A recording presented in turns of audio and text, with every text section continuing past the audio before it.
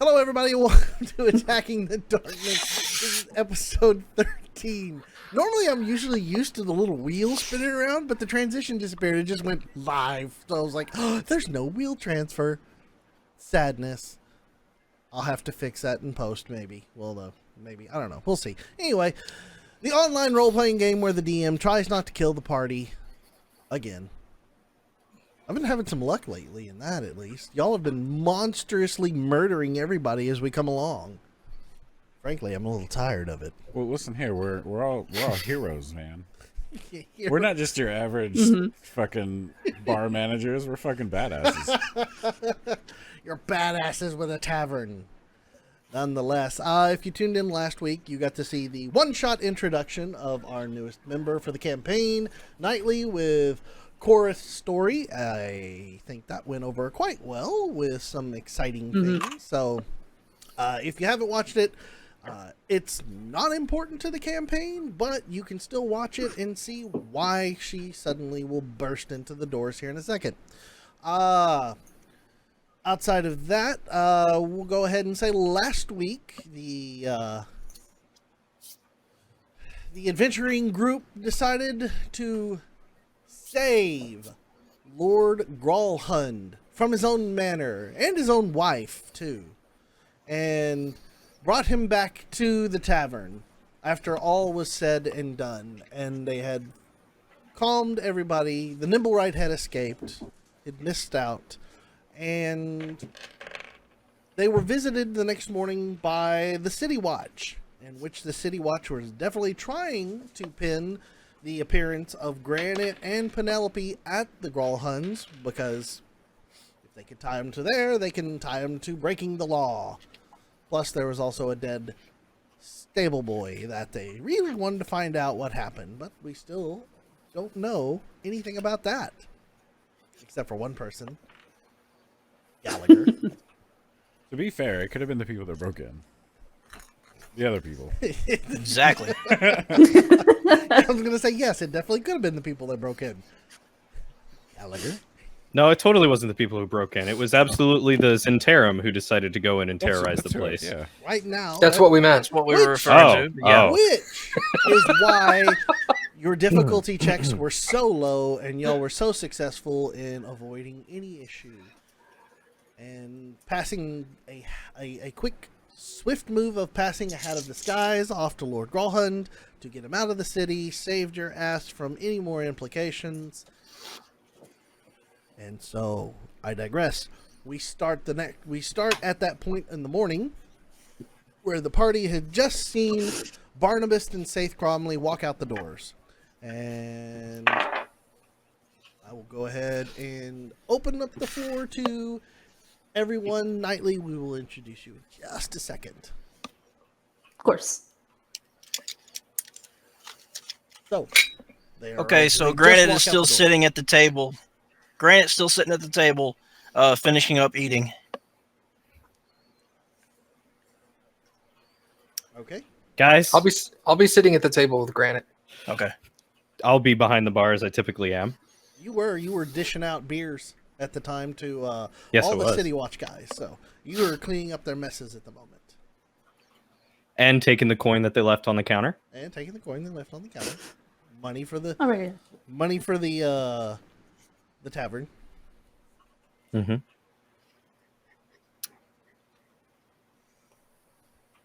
Penelope's gonna look at Granite and ask him if he killed the kid. Did you kill him?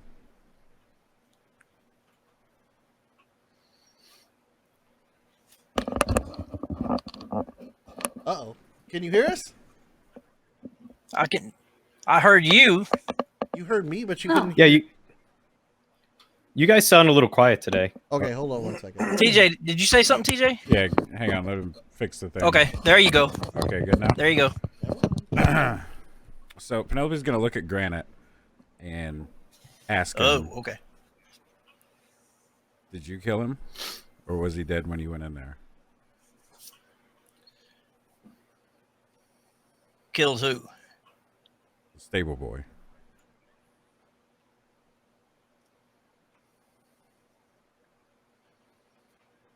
Doesn't answer her.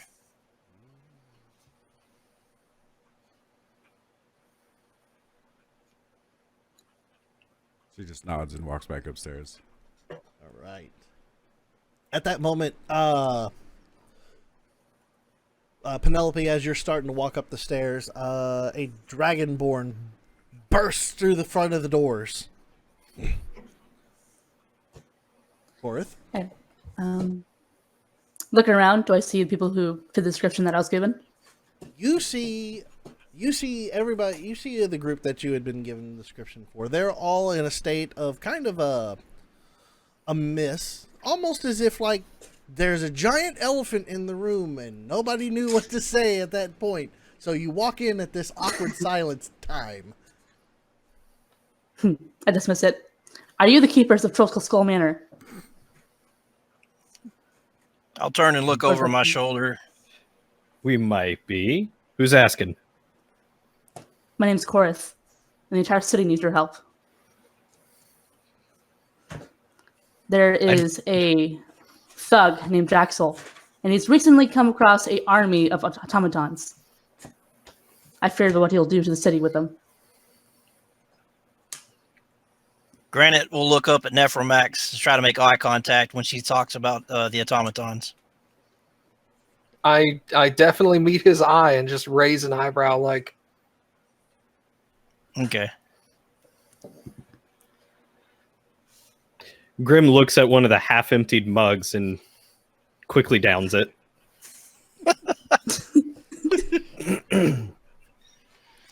Will you help or not, mates?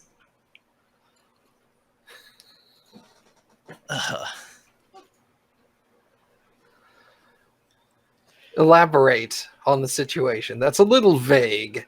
A guy we don't know is threatening the city with automatons. How do you know this? Because I came on the ship that he had the automatons on. I And was you hired saw- muscle for a merchant. And you saw And he these was on board. automatons? Yes. They're of a brass color. I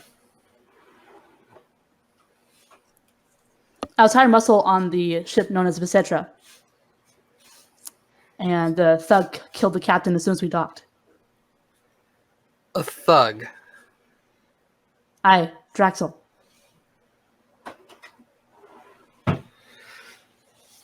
Why did you not intervene at that time? Well, the captain himself was a ferocious pirate named Garrosh the Slayer. I knew then he was already above my level, but Draxel, he killed him in pretty much one shot. We may have a while to go before we can actually fight him. But from what I understand, you're our only hope.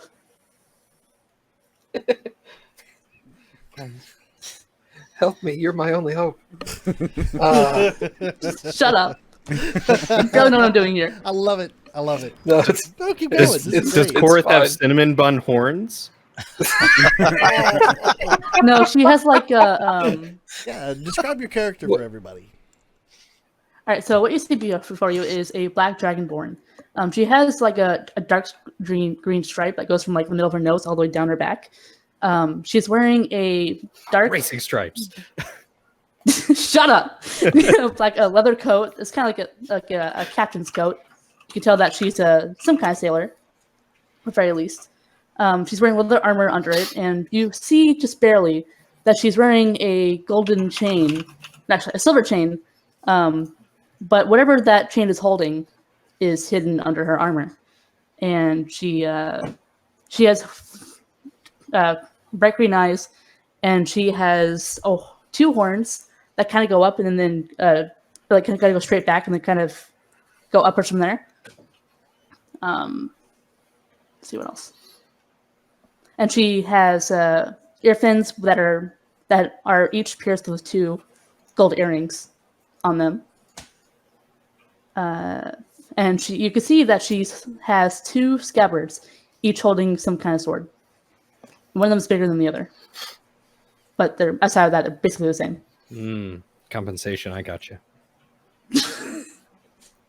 Think whatever you want. And she's actually kind of short for a Dragonborn. She's 6'2". You're a little short for a Dragonborn, aren't you? This whole party's full of giants. What does it matter, turtle? Well, she's mean. Well, you see, the last short group that came in here tried to start some trouble, and I'm not ready for that. It's going to be trouble whether you like it or not. He's gonna compare a 6'2" Dragonborn to a halfling. Oh my god! I'll point toward the mounted were-rat head on the wall and say, "That's what happened to the last group. Mind your respect, or your head will be next." As he puts on the Mind Flayer mask.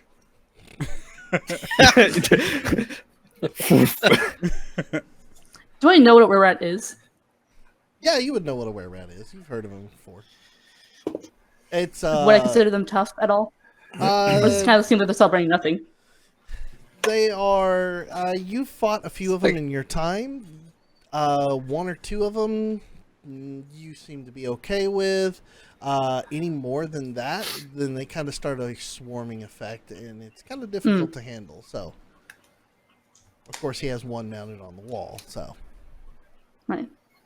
One were-rat. Cool.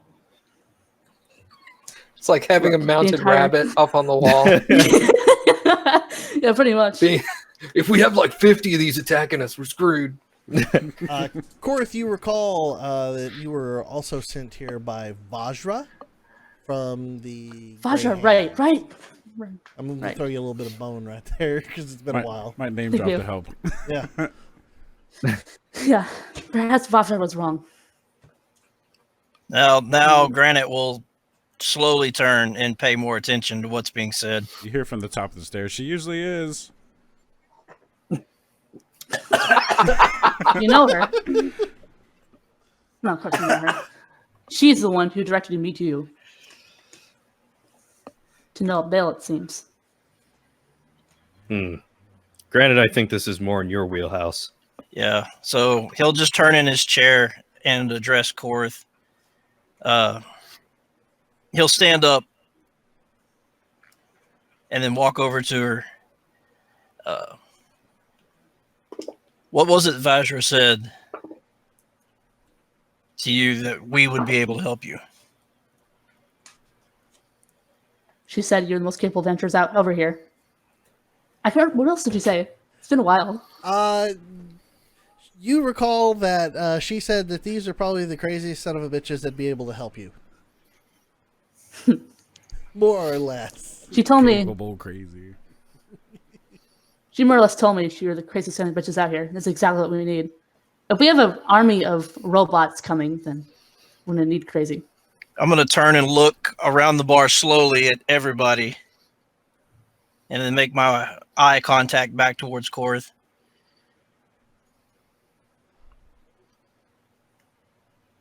My friends are extremely capable, but they're more than just friends. These are this is my family. I will not ask them to endanger themselves for a stranger, even at the name of even at Vajra's behest.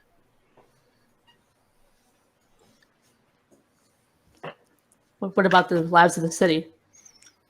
As a are you gray ruthless hand. stat mate? As a gray hand, it's my duty to protect the city and the people within it. Aye.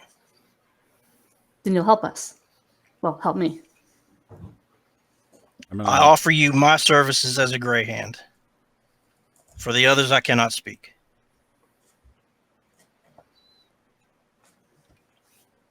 Well, if they're like a crew, then they would. If Granite's going, I'm going. from the top of the stairs. Can't have the bar be overrun by robots. From the top of the stairs, I'm gonna say, we probably can't help you take out an army of robots, but we're chasing one, and if you want to help us, our goals might end up in the same place. Aye, I'll help you.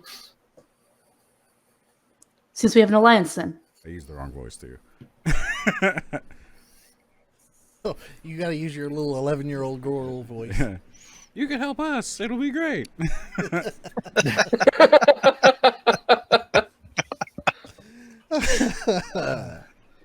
Oh goodness. Well, come on in the bar and have a seat, and we'll talk about what's going on. I do so Okay. cautiously. Have a Now, seat. what's Abigail's reaction going to be to this? Another Dragonborn. Abigail turns Yeah, and is- looks and is- sees another Dragonborn and goes, "The hell is going on with this city? Like I was told there were no Dragonborns in the city. Now there's another one." You see her shouting this from behind the counter next to you, Grim. She's like, you know what? I just give up." But Abigail does turn and look at you, Korath, and goes, "Korath, do you feel like a heavy pressure in the back of your head being in the city? And as a Dragonborn in this city, Korath, you haven't noticed it because your adrenaline has been pumping nonstop since you got to Waterdeep, even over this long time. For a but- week? For a week, you've been That's awesome. you've literally been running nonstop from place to place to place, trying to find somebody to help you. Right. And in this situation where you have got somebody to help you, the weight has been lifted off your shoulders. Now that you start thinking about it, yeah, there's a weird pressure in the back of your head ever since you entered Waterdeep. I I- do. At hearing those two talk about that, Penelope, even though she is very mad, is going to come back down because she also is super excited about seeing another Dragonborn. Comes down and she says, "So is it like a dull headache? Just everywhere you go?" Abigail turns and looks at you, Penelope, and goes, "Yeah, it's really strange." I agree. Isn't it You feel too less. Yeah, It's like a nagging pain. It's like when you know you're about to get a headache, but it hasn't quite come on yet. That's exactly what it feels like. Are you saying you feel that too, Penelope? You seem awfully familiar with that sensation. Ever since I've been in the city, yeah. I thought it was just me. So it's not just Dragonborn. She looks very pensive for an 11-year-old. Abigail stops and looks at Penelope. Abigail is going to roll an insight check. That's a 4. Rip. I don't have Abigail's stats in front of me, but I'm pretty sure that's going to fail horribly. So Abigail seems to not be able to make anything from Penelope's face. She looks up to Korath and she says, "I'm sorry. I'm being very rude. My name's Penelope." She reaches out to shake your hand. I do in kind. It's nice to meet you, Les. And I'm just kind of just thinking to myself, like, what is a kid doing here? Everyone asked that. Well, I'm thinking it. I don't ask She it. sees the look on your face. She's seen it a lot. Oh, fair enough. Yeah. No, we're doing an inside check now. I'll do it. You want to roll an insight check versus? I'll roll an inside check. I was joking, but all right. It's not gonna be Grim- terrible. Grim is going to turn to Abigail and look at her and say, sounds like you might have some competition with Floon. Abigail just starts Oh, God. laughing from behind the bar, and just grabs a rag and starts polishing the top of the bar and goes, "Yeah, right." 14 is my. All right, what is I your got an 11. 11. Okay, yeah. You can't read anything on Penelope. I was reading her. Oh, you were reading her. Okay. Yeah. Yeah. You were trying to gain insight on Korath. Okay? Just her wondering what the hell an 11-year-old kid is doing. Okay, yeah. You totally see that written all over faces. What in the world is an 11-year-old kid doing inside a bar, nonetheless, but with a group of adventurers? It's written plain as day all over her face. So she's gonna pull her mandolin out from behind her. She's got a little mandolin that's black, and it has what looks like silver dragon scales made into the metal or the wood. It's like I'm good with this. Are those dragon scales, mate? They're not real dragon scales. They just look like dragon scales. Well, I understand, Penelope. I started young too. Seems you have potential, Lass. I look forward to finding out how it is. Yeah, sometimes it doesn't work out great for people. She looks apologetically at Grim. I kind of look between them curiously. Grim just shakes his head as he continues to clean out one of the glasses.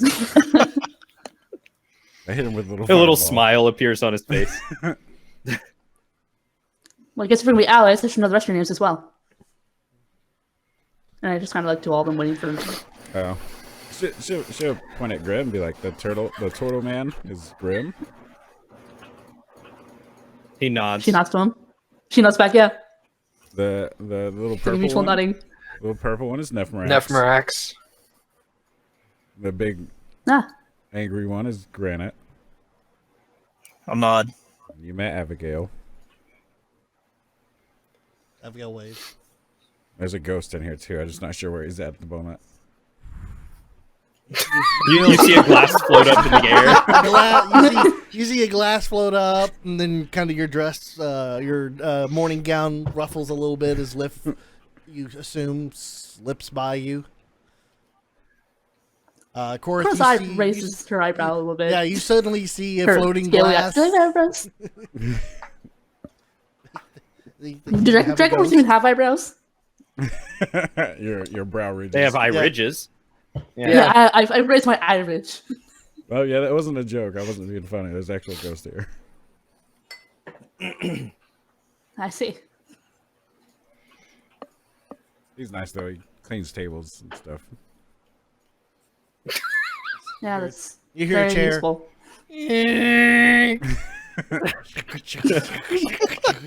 Because the chair starts wobbling as it's being polished down. Thanks, Liff. Wouldn't know what we would do without you. You see a ghostly thumbs up. Roll for perception. Okay, no. All So, right. Granite. I look over at Granite and I go, "Did you get any hits on your little toy this morning?" It's been kind of hectic, and I haven't checked it. So, and Penelope, did she give that back to Granite? Yeah, I did. Okay, Or she did. or just making sure, 'cause I know I handed it to her. So he'll pull out the device and he'll check it to see what it's doing. Currently, it is not spinning. So it looks like we're gonna have to do some wandering around. What does that mean? This helps us locate a rogue automaton that's been running around. I don't know exactly what they call it. Nimble right. No, No, the the device. Oh, device. the device. Nimble right finder. Nimble right locator. It's a jingle hop. Nimble right. That's the robot's name. Searchy thingy. Nimble right is what they're called. That's That's what we were they're told that called they were called. generically. Yes.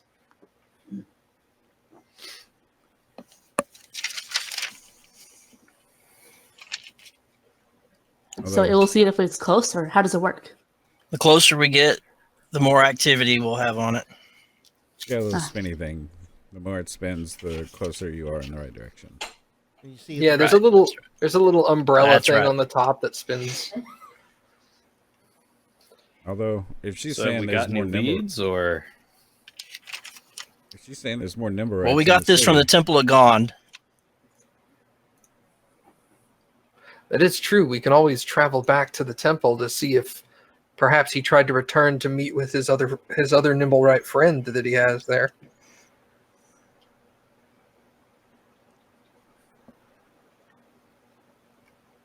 We're at a loss for direction right now. We could I go talk suppose to the that's as guard. good of a lead as any. Guard. Mm, Talk to the guard? No. I think I've had enough of that for the day. We haven't even finished breakfast. We're already done with them for the day. Like, oh, God. They breached our doorstep, man. Hey, I'm not complaining. You know what? I We don't might want- as well just go back to Gralhund Villa and ask the lady of the house what she thinks. No. No. Well, I tell you what, Grim, why don't you go take care of that and we'll wait here and let us know what you hear when we get back. All right, you know what? I will. He puts the cup down, throws the rag down on the counter, and starts walking toward the door. Okay. Walks out the I Brandon will don't- step in front of the door. Do not intervene. I can't go. All right. All right. Granite steps in front of the door, Grim, before you can step out. That's all right. I just look at him, smirk, and give him a wink. I'll pat him on the shoulder.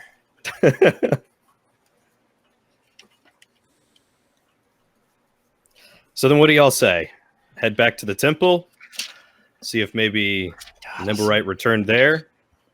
Or shall we just walk around aimlessly until we get a little light on that thing? Where was the last place you remember seeing any of these other automatons, Korath? They're at the docks. Well, How the lo- ship was. The ship How was long ago the was second- that? About a week. Oh, God. It could be anywhere in a week. That's going to cause a But lot it's of at least havoc. worth checking. It is worth giving it a shot. We can also...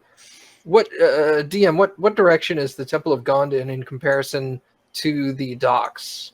Are they in the same Uh, direction?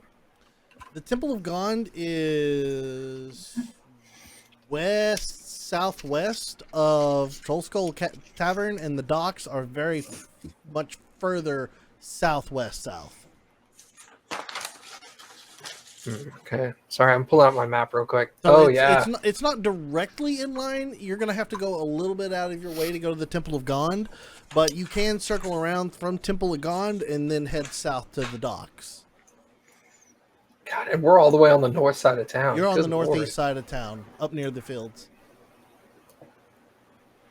It's a walk, but you can do DM, it. do I know anyone in this town? Do I have any connections? You or have have no already kind of been con- on my radar? You have no Okay. connections in this town other than Vajra. We are your connection.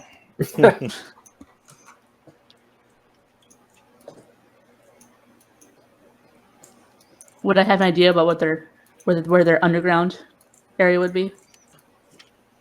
Whose underground area? I mean, water deeps. Just someone that I can find information from.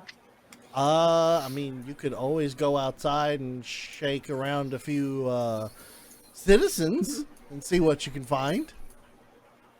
Yeah, I'll follow the others' lead. Nim. Then we're right that in the Temple of Gond, his name was Nim. Thank you. I could not remember. I don't know if I had that written down, so let me open up my notes. I mean, you know, shaking down innocent civilians sounds like something we would do. Well, I don't know that. It's supposed to be heroes. Who said that? That doesn't sound like us at all. Well, tell that to Vashra. I thought you said she called us crazy. Yeah, but if the implication was that you guys were like good and would be willing to help. Well, we're willing to help, and we do mostly good. Not all the This time. is like out of character. Nope. This is her. Nope. It's in Nope, it's in character now. That's how this works. All right. Well, I think heading towards the Temple of Gond and then heading south from there to the docks might be our best bet. At least it'll get a good coverage of a portion, a sizable area of the city as well. So if you just pull it out every couple of intersections and see what it's freaking out about, we may be able to get a good fix on where it is. Might I suggest we go shopping and search? Well, the markets are south towards the docks anyway. I could use a new spear.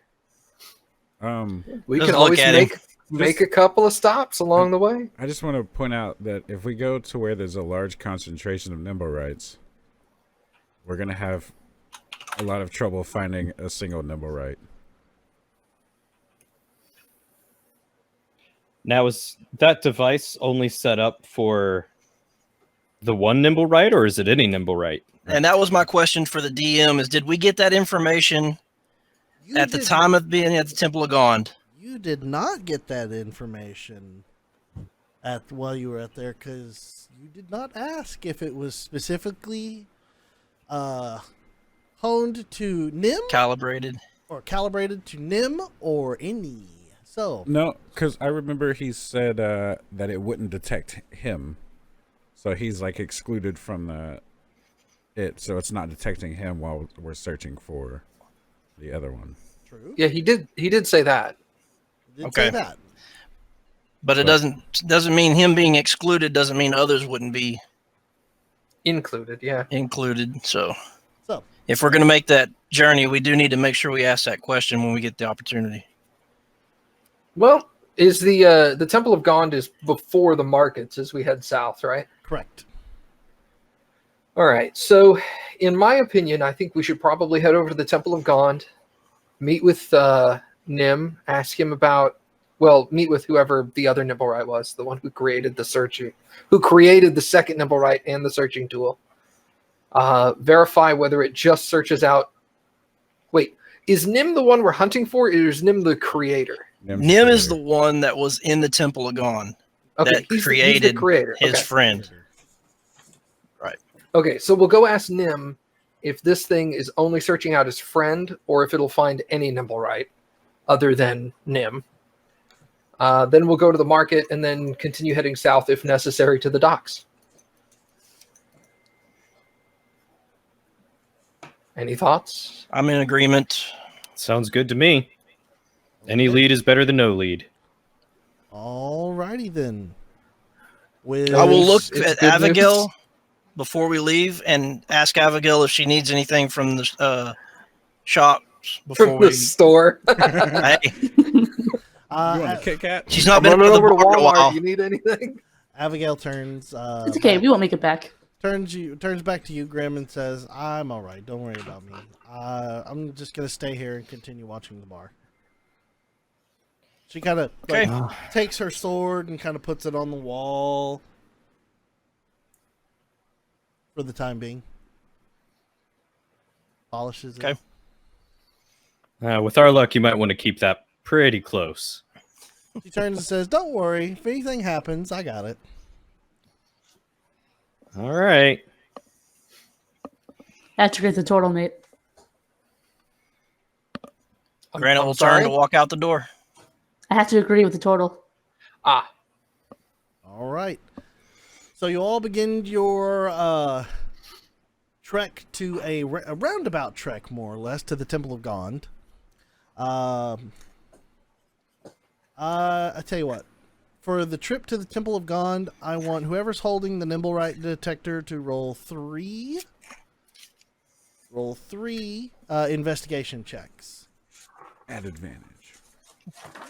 You know what? Sure, I'll give you advantage.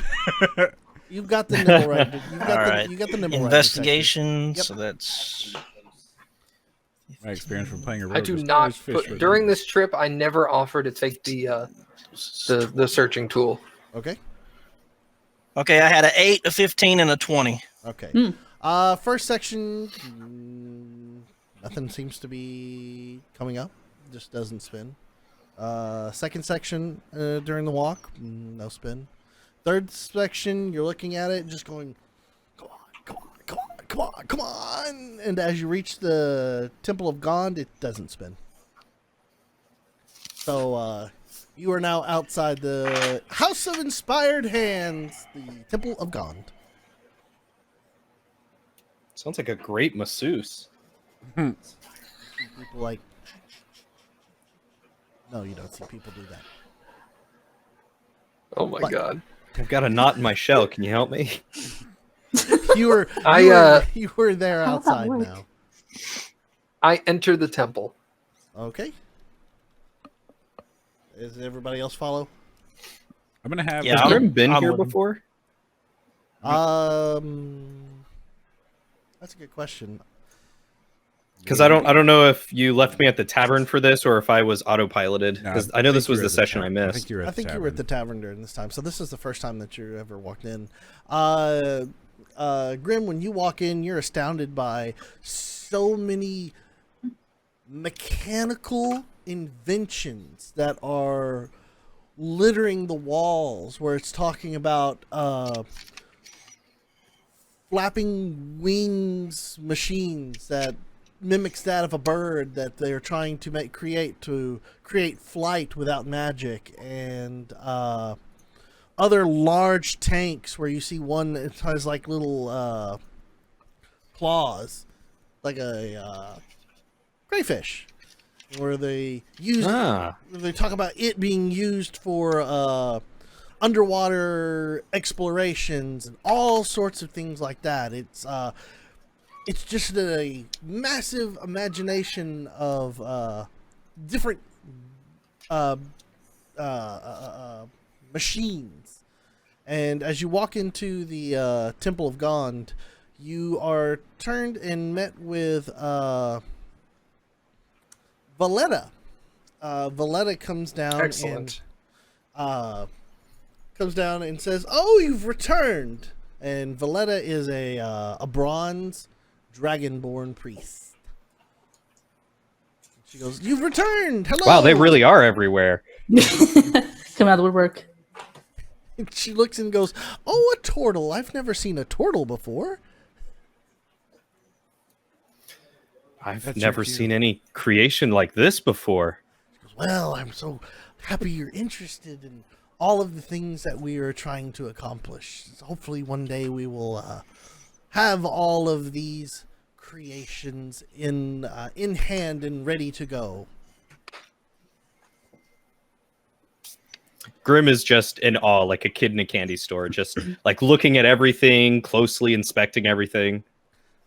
You turn and look, and Valletta turns to the remainder of the group and says, so I'm guessing that since you've arrived that you've managed to track down that wayward Nimblewright and destroy him then?"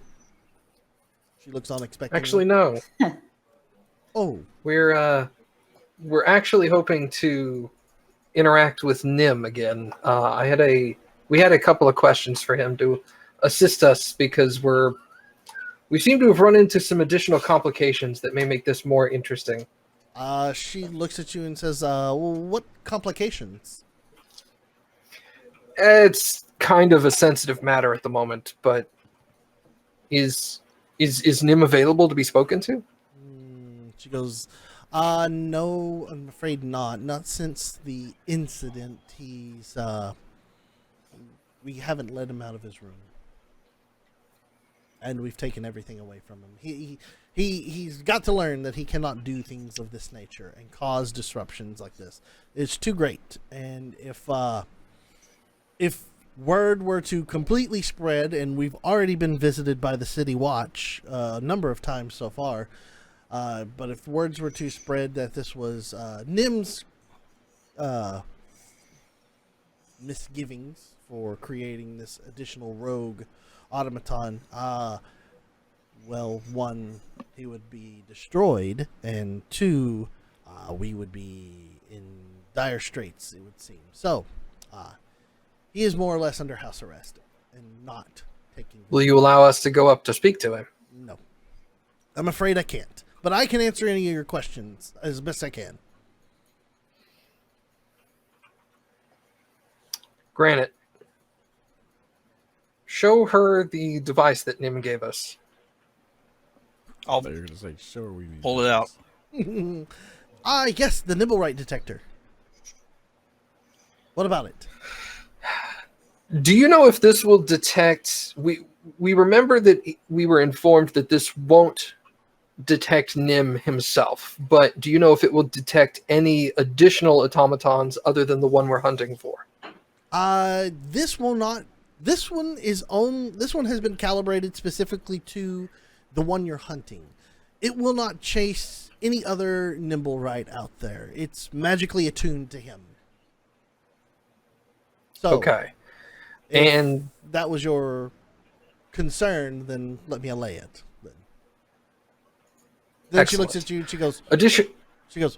are there other Nimblewrights in the city? Well, we don't know for sure. We're investigating at the moment to see, but if there were, we wanted to make sure that we didn't, this didn't start leading us into a guard barracks where they've got another Nimblewright that they're using as an elite guard for someone. Well, I hadn't heard of any other Nimblewrights in the city, but okay. It was just an example. She looks down at you. Yeah, Brown, just and as an goes, example. I understand. In addition, this Nimblewright that we're chasing down, do you by any chance you've seen it, haven't you? Yes, it looks like a traditional Nimblewright. Was it manufactured with a particular kind of metal? Just the traditional metals that you would see in a regular Nimblewright, with some gold and some brass and some copper, things of easy nature to come by. I mean, gold inlay is, of course, expensive, but nonetheless, it is wonderful. I'm sure that's in necessary conducting. for the. Yeah, I'm sure it's necessary for the magical enchantments as well. It is very easy to enchant. Okay. Did anybody else have any questions for her while we were here? Just want to make sure that the rogue Nimblewright hasn't made his way back here in an attempt to talk to Nim or see Nim. Uh, Was one of our concerns. She looks at you, Grim, and says, as far as I'm aware, and as far as the other priestesses have said, we've not seen the other Nimblewright lately. Wherever he was hiding, or wherever he has been hiding, he has not made back towards us. Otherwise, we'd have already turned him over to the City Watch.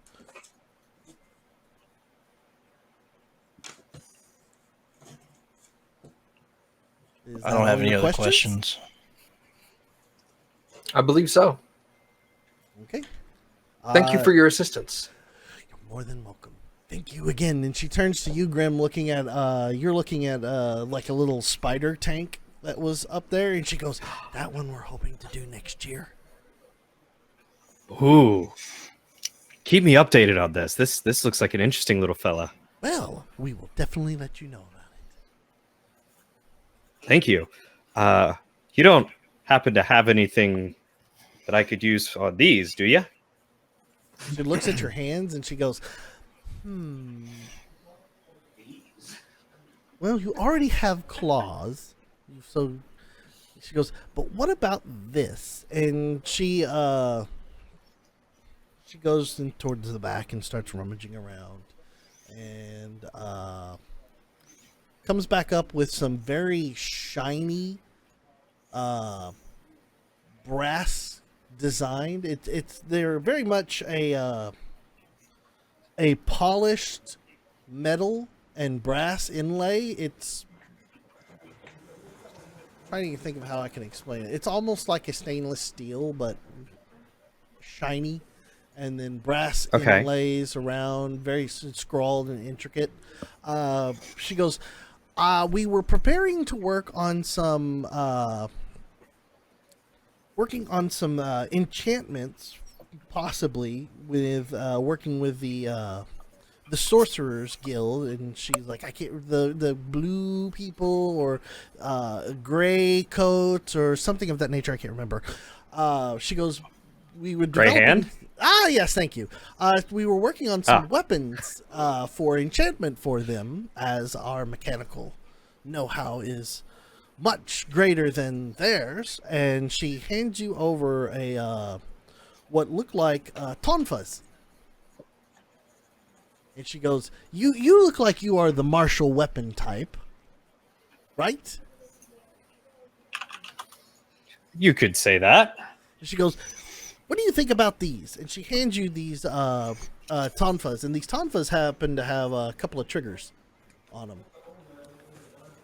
Oh. Okay. Yeah, I am a Ninja Turtle.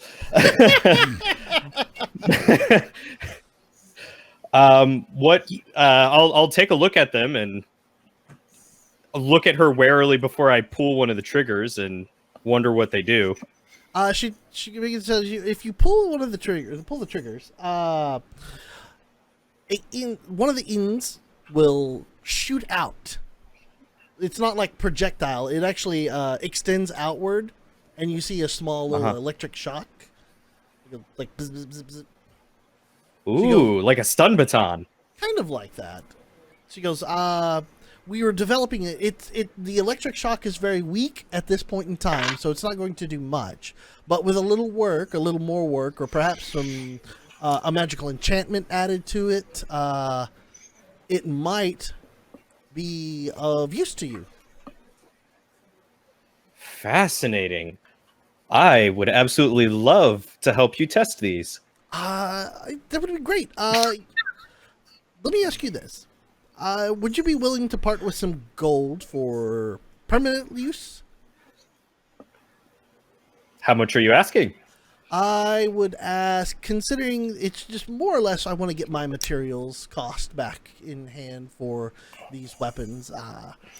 Not even going to look for the mechanics that we put in. So material cost in this, she estimates, is going to be somewhere around 30 per tonfa, so 60 gold. Okay. And I guess DM to player. Uh-huh. So what am I looking at, like, damage-wise when it comes to these tonfas? And would they be considered monk weapons? They are going to be considered monk weapons. I've already been putting a lot of thought into this. I'm going to have to create the tonfas for you for the battle, but right now we're going to base them off of what club damage is. I think that's a D6. I believe so. So, a couple of strikes with clubs. I look over at Grim, and I grab my gold pouch off my hip and I just throw it at him. So I just gave you 20 gold. So gold comes flying and just like hits you in the side, and you know what? Roll a quick dexterity check. Yeah, I'm like, he's a monk. He's got to be able to catch this, right? Let's see. If you can. It's 17. Yeah. It hits you and begins to fall, and you go. Whoop! You look inside, and there's 20 gold that was handed over from Nephromax. All right, shoot. Thank you. I appreciate that. Yeah, absolutely. Grim tucks one of his arms into his shell, and you hear like the sound of his claws kind of scratching around, searching for something, and comes back out and pulls out a gem and holds it up to her and says, "Do you think this could cover the materials and maybe some future enhancements? You said it wasn't quite perfect yet." She takes the gem from you, and what gem are you giving her? One of the 100 GP gems that Pendragon gave me. Okay, she begins. Did I just give this fucker my gold for nothing? Pretty much. Yep. Pretty much. God damn it. Maybe your generosity. She begins to look at it, and she goes, this should definitely cover it. And I'll tell you what, circle back around with me. Here soon. And hopefully we're going to have some of the technology for the electric shock worked out, where it will be feasible to operate with. So Okay. She goes, be sure to come back around and see me about that. I will happily do so. Okay. Now I just stare at Grim. Penelope's trying to look inside his shell. Roll a perception check. Good luck with that. My arms Nat are like 20. popped through and everything. Nat 20? Yeah. Oh, yeah. Penelope, you I feel like that should be at disadvantage. You are able to completely look inside of his shell. And what does she see inside your shell, Grim? From where? Where would she even look? Well, while you were distracted talking to the head priestess, Penelope was sitting there looking like through your leg, through the hole through your leg, and then I don't know if I want to look through his leg hole. you were looking through the leg hole. You got with a nat 20, you got a whole lot to see. You kind of like pulled you pulled Granite over. And then you like climbed up Granite's arm, and you were just like shh, and then like looking through his armhole, and through the arm and try to see. So what would Penelope see inside of Grim? A cloaca. You don't have to describe what you see through the leg hole. We'll just leave that to imagination. But through your arm, where you pulled your arm in, what would Penelope have seen? Oh God. Well, we all know what she saw through the leg hole, obviously. Oh my gosh. Aside from that, she would see a couple of pouches just under his shell that look to be like fastened by belts, as well as a 2-bedroom apartment. 1.5 bath, turtle on the go. as well as the a couple of like a mess kit and just like general utility things under there. And she sees A pouch with 20 gold. a couple of books. No, he's still holding the pouch of 20 gold. And she sees like a couple of books. Okay. Penelope, that's what you see. You climb down off And of a Grim. big old and turtle dick. you pat him on the back and you're like, thank you. Then you go and start rubbing your eyes like, oh God, what did I just see? The cloacas are all on the inside. I'm hoping turtles have cloacas. That's true. Just be a overlap of flesh. Small hole. Only Penelope knows for certain. Not the player, just Penelope. I'll ask Michael to draw you what you saw later. Please don't. Oh my gosh. No. Mike, please do not draw.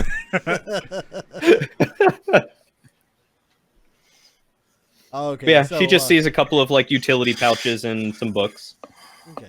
So she turns back and Valletta says, okay, well, is there anything else I can help with?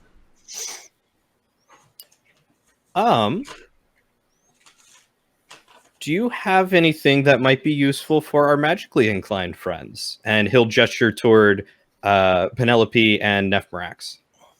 Valletta goes, I'm not really the magic person.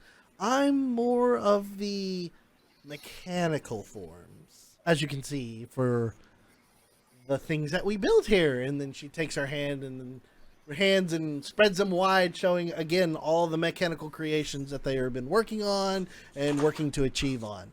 She goes, if you were looking for magically enchanted items, then inside the marketplace, you should be able to find a magic shop there. Let me see. What is his name? And she's trying to think. He's an old gnome. Oh, Jesus. I know exactly who she's referring to. Oh, Zablob. She goes, oh, no, not him. He collects weird things. That's all he does. You're looking for magic, right? Yeah. Yes. Okay, she goes, give me 1 second. And she pulls out her little book and starts looking through her little book, and Daniel gets online and tries to find up the fantasy name generators. Also, I would hate to speak on behalf of my companions, but if you needed some magical assistance with some of your items, perhaps we could be of service to you as well. That could be that could be a thing that I could do. Oh, and she goes, here it is. And she goes, you're looking for Orbis. Orbis is Orbis. his name. He is an enchanter and has all sorts of enchanted weaponry and shields and all sorts of that nature. I think he even runs a potion right. shop in this corner, in the corner of his store as well. Should we tell him you sent us? You can. I don't think it'll do you any good though. He's a weird gnome. Everybody in this town is weird. She turns and looks at you, Penelope, and she goes, "You're not wrong." I know. You're not wrong at all. You don't have a big All right. walking suit I could wear, do you? Big walking suit. Yeah, some sort of clockwork armor. She stops and goes, All right, Diva. "A walking suit." She starts scribbling in her book. Totally ignores everybody now, and she's just like scribbling and writing notes in her book now. We're gonna get Gundam suits. Turn Penelope into Iron Man. That'd be fun. She's completely turned her back on y'all's now. As she's focused on this. I think we Penelope's should got to practice her APM. She wiggles her fingers. She's completely turned her back on us. Oh yeah, she's no longer paying attention to y'all at all. What do I see within arm's reach? Oh, You are in the middle of a hallway. There's not really anything in arm's reach. You'd have to walk to the outside edge of the hall. The hallway is probably I'm gonna give it at a 25 foot. So you're gonna have to walk about 10 foot before you can take something. I'm gonna saddle up next to Grim. Okay. The Nephromax comes and stands next to you. all right. I look at him. Thanks for the money, by the way. That was awfully generous of you.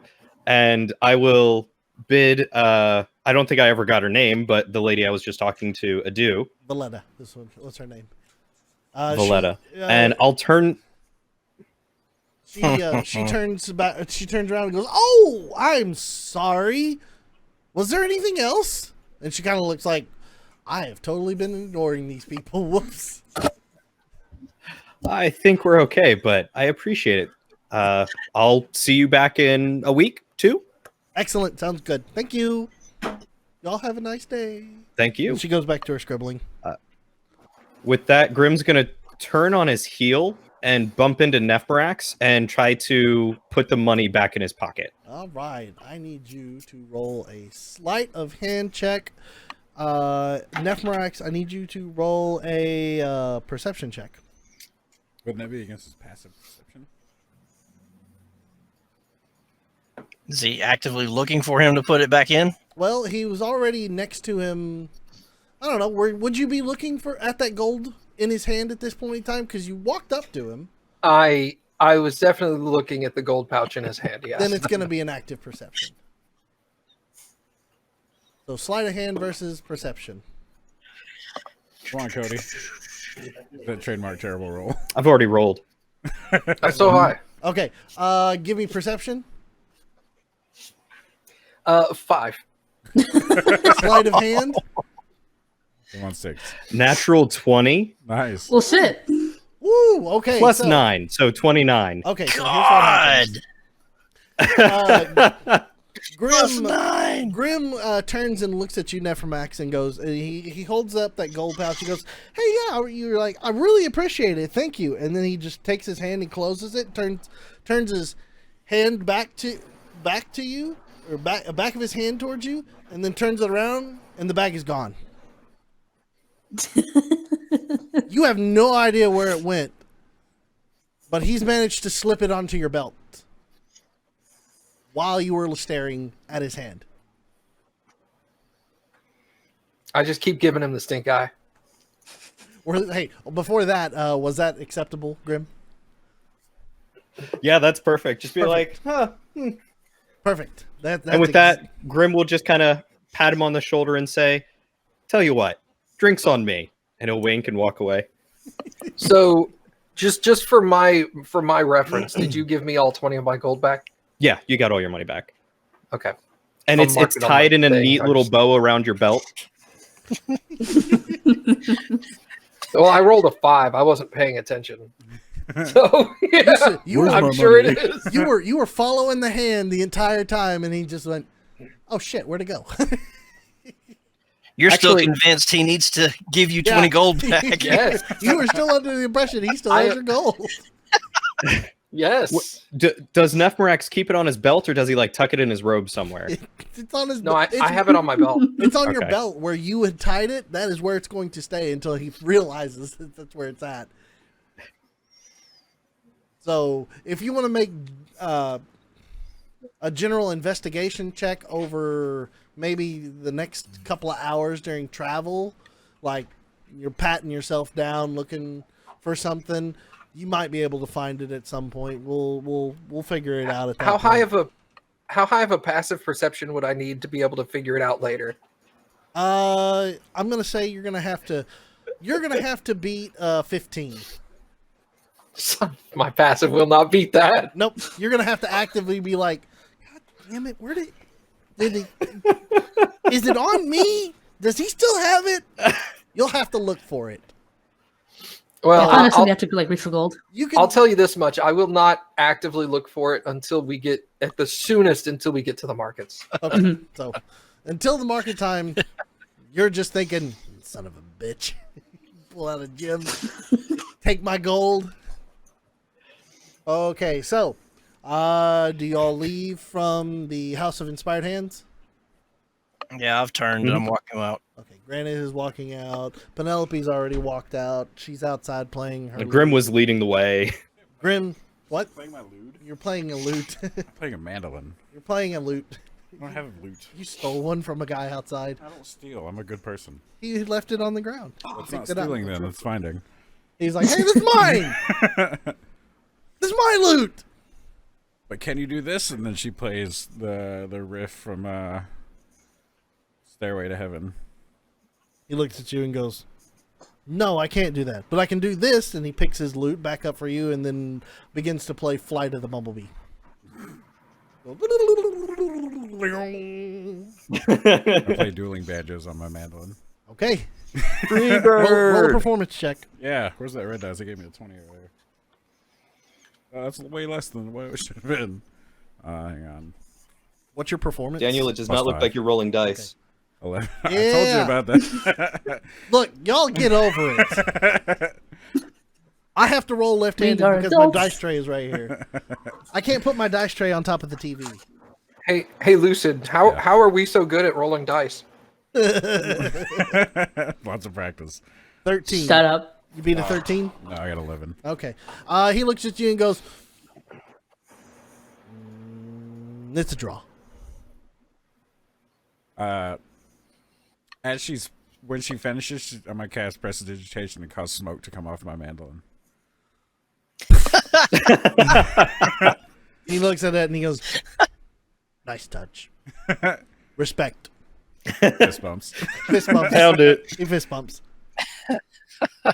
All right. So y'all begin to make your way to the market.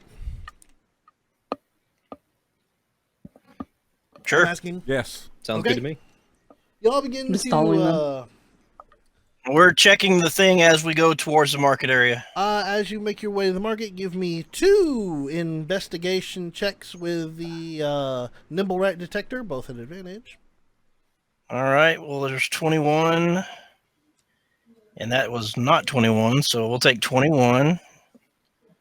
And the second one is 18. 21 and 18 with advantage. First leg, you still continue watching, and as you walk, it doesn't spin. Second leg of it, you think it might have spun for a second there, but it may have been spin the wind. Because you go back, you let off, and then you pull on the trigger again, and it's still not moving. Haven't found anything Okay. yet. As I check it and with no results, I'm letting everybody else know that. Okay.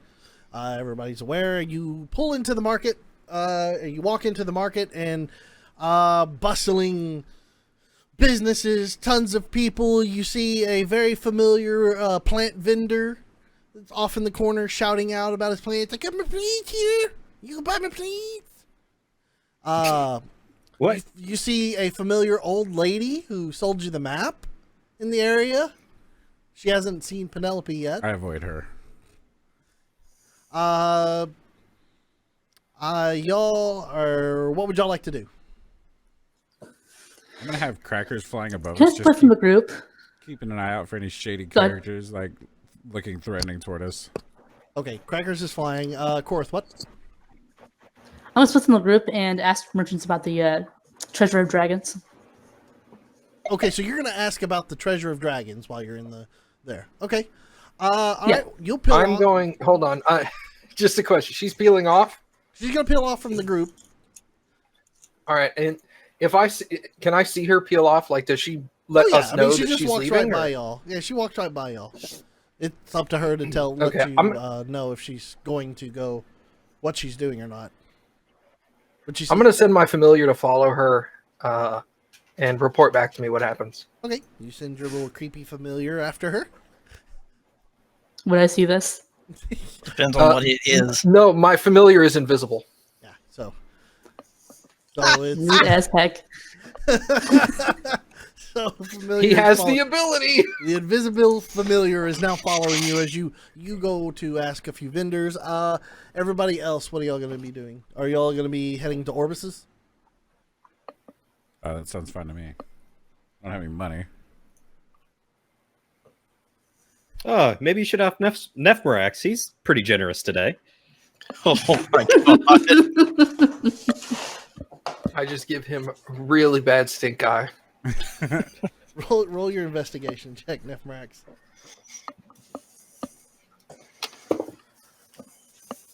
Natural 20. Hey, You throw your hands on your hips to give a nasty stink eye, and you hit something metal in a pouch on your hip. You're like, I pull it up and look at it. inside of it's 20 gold. It's your pouch. Son of a bitch. I look at Grim and I say, "You're still not off the hook." and then I kind of like huffily walk away. Okay. Nephmarax is gonna. Grim just guffaws. Nephmarax, were you gonna walk towards Orbis's as well? Yeah, I'll follow Granite. Okay, so Granite, Nephmarax, Penelope, y'all are all gonna go to Orbis's. I'll Grim, follow. You're gonna go. Okay, and Korth, you're gonna split off and start going to ask about the treasure of dragons. Okay, Korth, you approach. Roll a d4 right quick. 1 and 2, you get the Okay. flower vendor. 3 and 4, you get the old lady. I hope you find that crazy ass old lady that I talked to. I got 4. 4. Okay, so it's the old lady who sold everybody the map. You walk up to her, and she's there. She's peddling her various maps and some other general sundries that you would have for maybe like snacks or stuff like that. Just basic traveling stuff. And she turns and she looks and she goes, "Oh yes, how are you? What can I do for you?" Hey there, lass. Listen, do you know anything about the treasure of dragons? I haven't been called a lass in so long, and my old bones ache so much. It's been since since almost the divergence, since last time somebody has said. What did you say? I'm sorry. Have you heard of the treasure of dragons? Treasure of dragons? Well, there's an old story about Waterdeep. That somewhere in the city there is a massive golden horde of dragons. That's it. It's No not idea a as to very where. good story. What did you say, man? No idea as to where.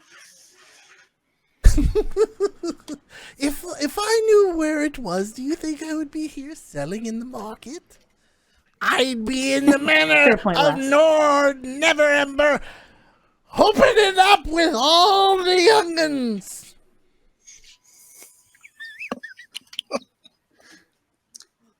Thanks for your help. Do you still have any maps available? Absolutely. I can sell you this map here. And she hands you a map of Waterdeep. And there should be, I believe, pinned in Discord an entire map of Waterdeep that Yes. everybody's been Okay. operating off of. If somebody can Yeah, point I it got out. Okay, thanks. She goes, that I tell you what. For you, just 1 silver. I gave her gold. She takes the gold and she's like, ooh. And then a tooth falls out. It's a good one. Thank you. She puts it in her purse. That'll buy me another 3 teeth. And I thank her, take the map, and leave. And go towards where I saw the others going. You have a nice day.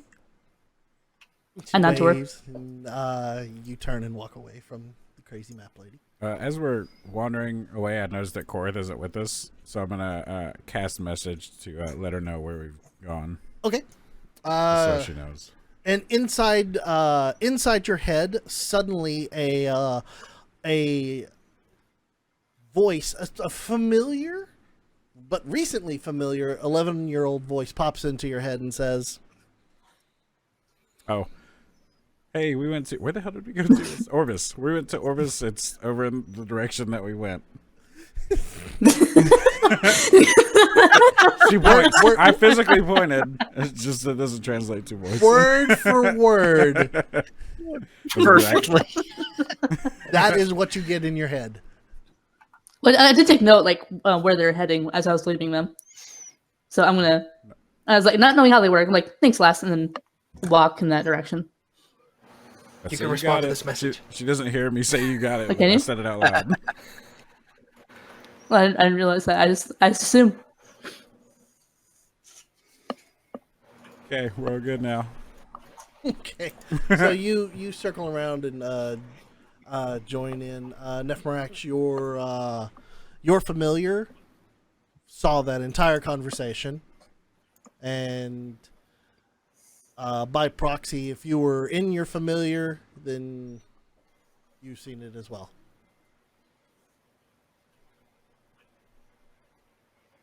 Okay, so everybody makes their way to Orbis's magical shop. And upon entering Orbis's magical shop, you are hit with a pungent smell of stale air.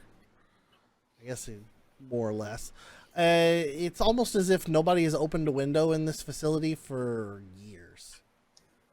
And they're behind the counter is a super old gnome with long gray hair coming out of his ears, coming down his side of his face, coming out of his nose that makes a large mustache. Jerry curls, please. No, Jerry Curl. He turns and looks at all of y'all and goes, "Yes, how can I help you?" I guess I'll start. Okay. I'm needing some. Do you have things that would help me do magic better? Things that would do magic better. True, true. Sorry, I don't buy stuff often. What are you looking for? Magical enhancements or magical weaponry or magical defenses? Help me out here, kid. Yes. Yes to what? Yes, to all of them. Yes, okay. I have those. I have them all. Great. What are you needing? All those things we just talked about. Listen, kid. Enhancement. I may be old, but I am not dumb. I don't think you're dumb. I'm 11. I don't buy things often. I'm struggling here. You've got to have an idea of what you're after. Are you looking for a ring of protection? Are you after a shield of warding? Do you want some sort of magical sword? If I were to put it in technical terms, something to either raise my armor number or maybe a charisma modifier. Something like Metagaming. that. Okay. Metagaming really hard, yeah. So Something ring of to make me protection is more something you'd be charismatic. interested in. I'm looking to be more charismatic or hard to hit. I got it. I either don't want them to hit me or don't want them to hit me. I want to hit them harder. All right, let me see. Let me see what we have here. And what's this going on? I'm just trying to see if I can find the potions. You're standing in front of the potions? No, I'm looking for the potions. Yeah. Oh, the potions are. You can see them off into the off on the left side. There are just a stand of a smaller vial, a medium vial, and a larger vial of potions that are there. Are they the same color? Or They are all of the same color, all of Okay. a red hue.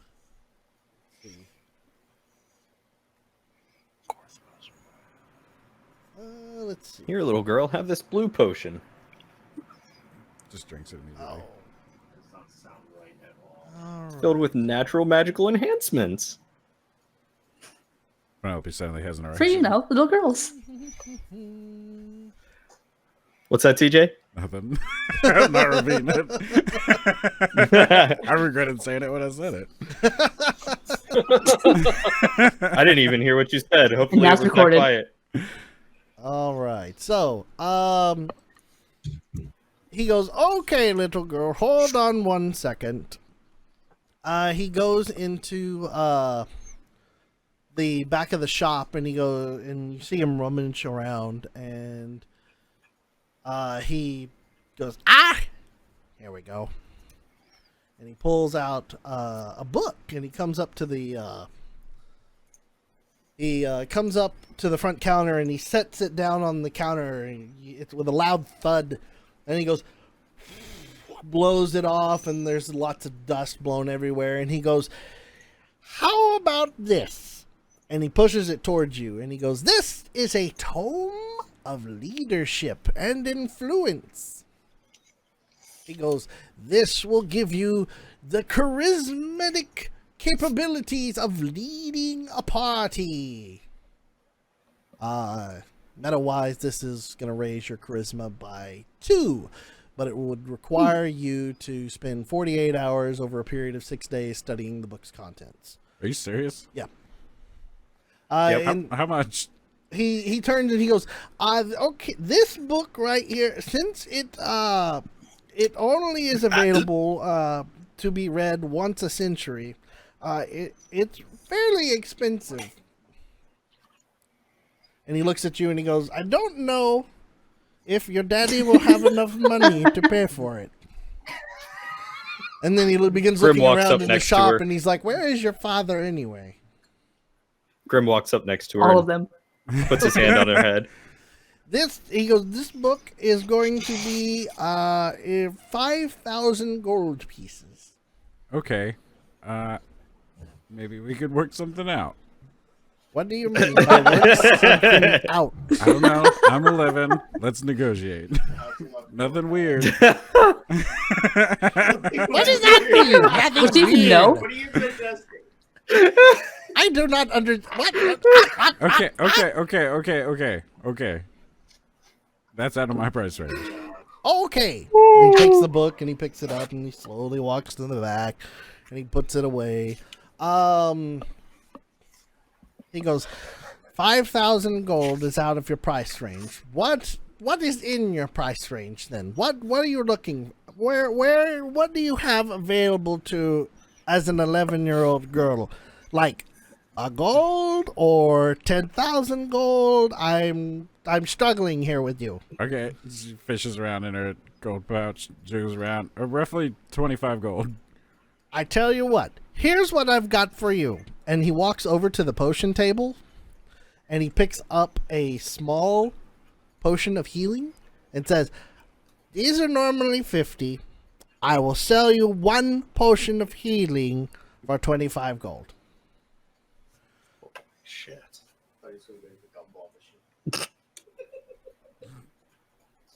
I guess.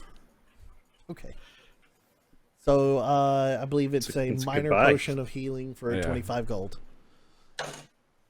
Goodbye, gold. He takes your gold and goes, "Okay, there we go. Thank you very much." And he takes the gold and he puts the sack behind the counter and goes, "Anybody else? Can I help anyone else? Is there something someone's looking for?" Yes. He turns and looks at you. "What can I do for you?" I'm interested in finding a container that can hold more than it seems. Ah, you're probably talking about a bag of holding. Yes. Possibly. Is that right? Ah, okay. We have bags of holdings. We have bags of holdings in green and blue and red and brown and black and then rainbow. Sold immediately. You're able to go, ooh, the Red rainbow month. one. Do the prices vary? For your standard colors of bags of holding, they are, and today I am going to be generous since I sold you a portion of minor healing for half price. I will give you half price on the bag of holding. It's 250 gold for your standard bags. If you so choose the rainbow bag, I will give you an additional discount for only 125 gold. You can buy a rainbow bag of holding. Wow, the rainbow one is a lot cheaper. Grim starts fishing around in his shell again. It's ugly as shit. And that's probably why. He goes, "It's rainbows. Everybody loves rainbows, and I can't seem to sell enough of the rainbow ones, so they're discounted." I will carry it if you buy it. You said 125? 125 gold for the rainbow bag of holding. Grim pulls out another gem Okay. and across the shop just goes, "Sold!" Bring me the gem. And he walks over and hands him a gem and then fishes back in his shell, pulls out his gold pouch, and pulls out 25 gold pieces. You see the old man just like staring at the gem, just pulling it back, putting it forward, pulling it back, putting it forward, pulling it back, putting it forward, pulling it back, putting it forward. I don't know what I'm doing. And then he takes the 25 gold and he goes, "Sold." Rainbow bag of holding. But there are only You're one not minor proud potion. owner of a Going rainbow bag in of the holding. notes. I'll unless Penelope's gonna fight me for it, I'll actually carry it. I was going to carry that and just keep it in my shell. He goes, "Do you need another rainbow bag of holding? I've got another one up here." Do Oh, we want Jesus. another? Like we needed something else to let us stand out like a fucking sore thumb. Not many adventurers go for the rainbow bags of holding. See, my daughter told me, she said, "Dad, you gotta get with the times that the rainbow bags of holding are all the thing of the little kids in schools." And I said, "Well, I guess I can make some rainbow bags from some of my leftover scraps that I have from the other ones and enchant it, and then they just don't sell." Do you have any that look like a Lisa Frank backpack? It's pink and glittery with dolphins on it. My daughter tried to tell me to do something with some sort of aquatic mammal the other day, and I was just like, "No, look, the rainbow bags of holding are enough. Missed a sale. She walks away pouting. You only had enough for a potion. I'm not worried about you." That's not the point. Was there other minor healing potions, or was that the last one? There's also that wasn't the only one. There are 3 other minor potions. There are 2 greater, and then one what's it called? I'm blanking. Help me. Is that a potion of some sort? Major potion of healing. I can't remember what Major? it's called. Yeah.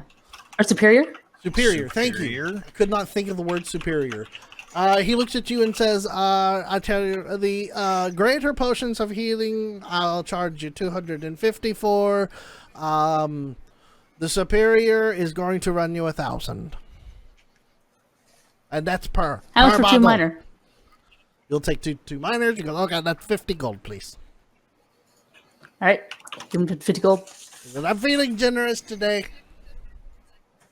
Someone bought a rainbow bag Thanks, of man. holding. Anything else? Rainbow bags of holding.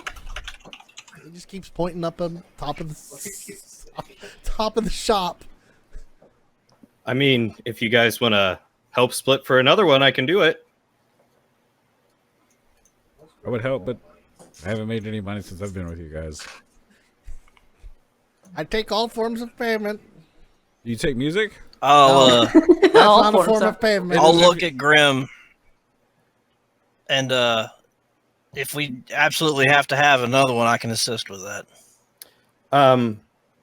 Are you so the bags of holding can only hold a certain weight, correct? 300 pounds, I think. Let's see. Or 500 pounds? They're just not cumbersome, Right. if I remember right. I thought like a different dimension. Like that's what they do is that you put the Yeah, items yeah, in a yeah. Yeah, different it's dimension. pocket dimension. Yeah, but the dimension's only 500 so pounds. big. Yes. 500 Yeah, yeah. pounds. Okay. It's 500 pounds. 500 pounds. You said I could fit myself in there. It's like 5 bodies. Yeah. Well, Don't want to do that, but okay. if you stick a person in there, they have about 10 minutes of breathing. It'll get somebody through the front door, wouldn't it? Yep. But it also depends on how big the opening on the bag is. Yeah, I'm guessing it's not turtle shaped. No, unlikely.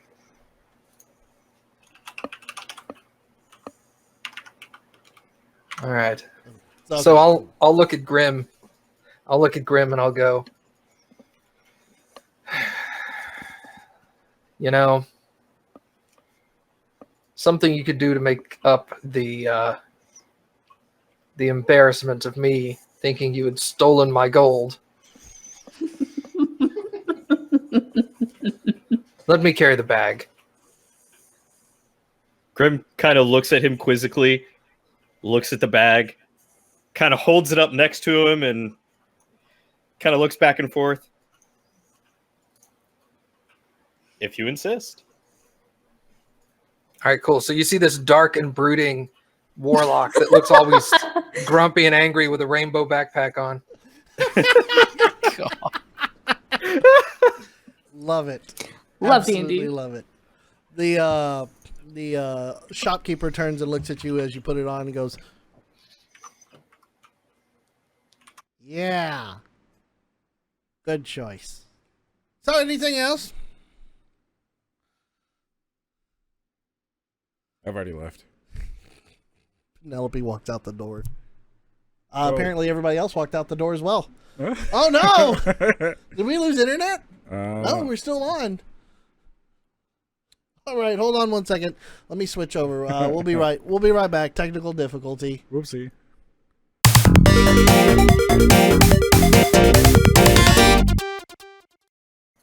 All right, everybody, we're back. Sorry about that. The old gnome squinted everybody out of existence, and now they're back. Okay, so Penelope walked out the door for y'all since y'all missed it. He squinted, pointed at Nephromax, and said, "Yeah, good choice," as sarcastic as possible. What would y'all like to do now? I wink at him and follow Penelope out of the store. Okay, so Nephromax walks out of the store with his rainbow bag of holding. I'm gonna rename. I bag look at of the holding. shopkeep and say, I'll probably be back for another one soon. Hurry back soon. The sale is over The sale is over. Yeah. soon. Once everyone is out, I'm gonna just briefly ask him about the Treasure of Dragons. Once everybody's out. Yeah. Okay. Okay, so everybody. I'm following like as the last person who Okay, went. so everybody is files out. You walk up to him and you lean over and you're like, "Hey, have you heard about the treasure of dragons?" He goes, "Dragons, you say? Treasure of dragons? Oh, that's an old story. My wife tells a wonderful story about. She's right across the way. She's the one that sells the maps." She can tell you all about the treasure of dragons, trust me. Seen that All right. coming a mile away. I walk. All right, I just nod and walk away Have a nice and join day. it with the rest of them. I don't even say anything. You walk out the door. Okay, so you're all out into the marketplace. What would you all like to do? I'm out of things to do because I'm out of money. I Penelope got what I says. wanted. Penelope kind of. says that really loudly.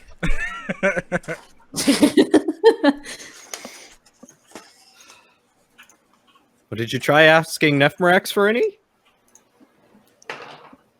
Nope. Let's go to the docks, yeah? Just no.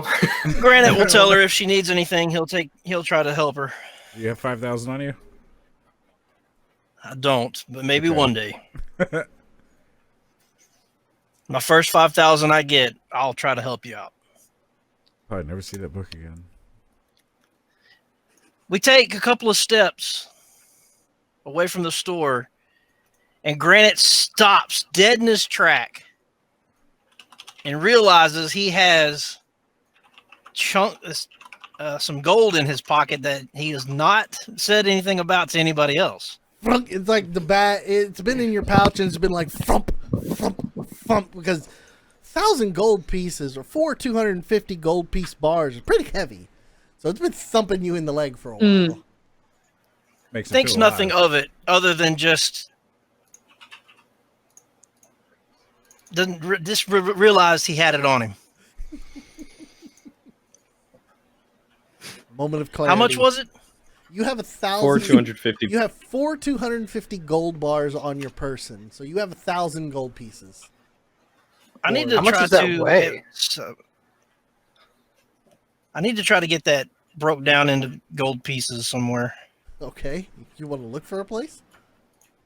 I mean, as long as it's not going to take up an ungodly amount of time. Otherwise, I'll just carry them around. Nah, we can do it quick. Roll investigation check. I was just gonna say I was gonna offer to put them in my bag of holding now if you want me Oh, to yeah. take away. Nobody knows I've got it. Oh, that's true. Whatever. Really sound Okay, like so dangling in the big pocket. investigations is 23. Okay. You go and you ask, like, there's a guy who's selling meats, and you ask him, like, hey, is there a place where you can break things into coin?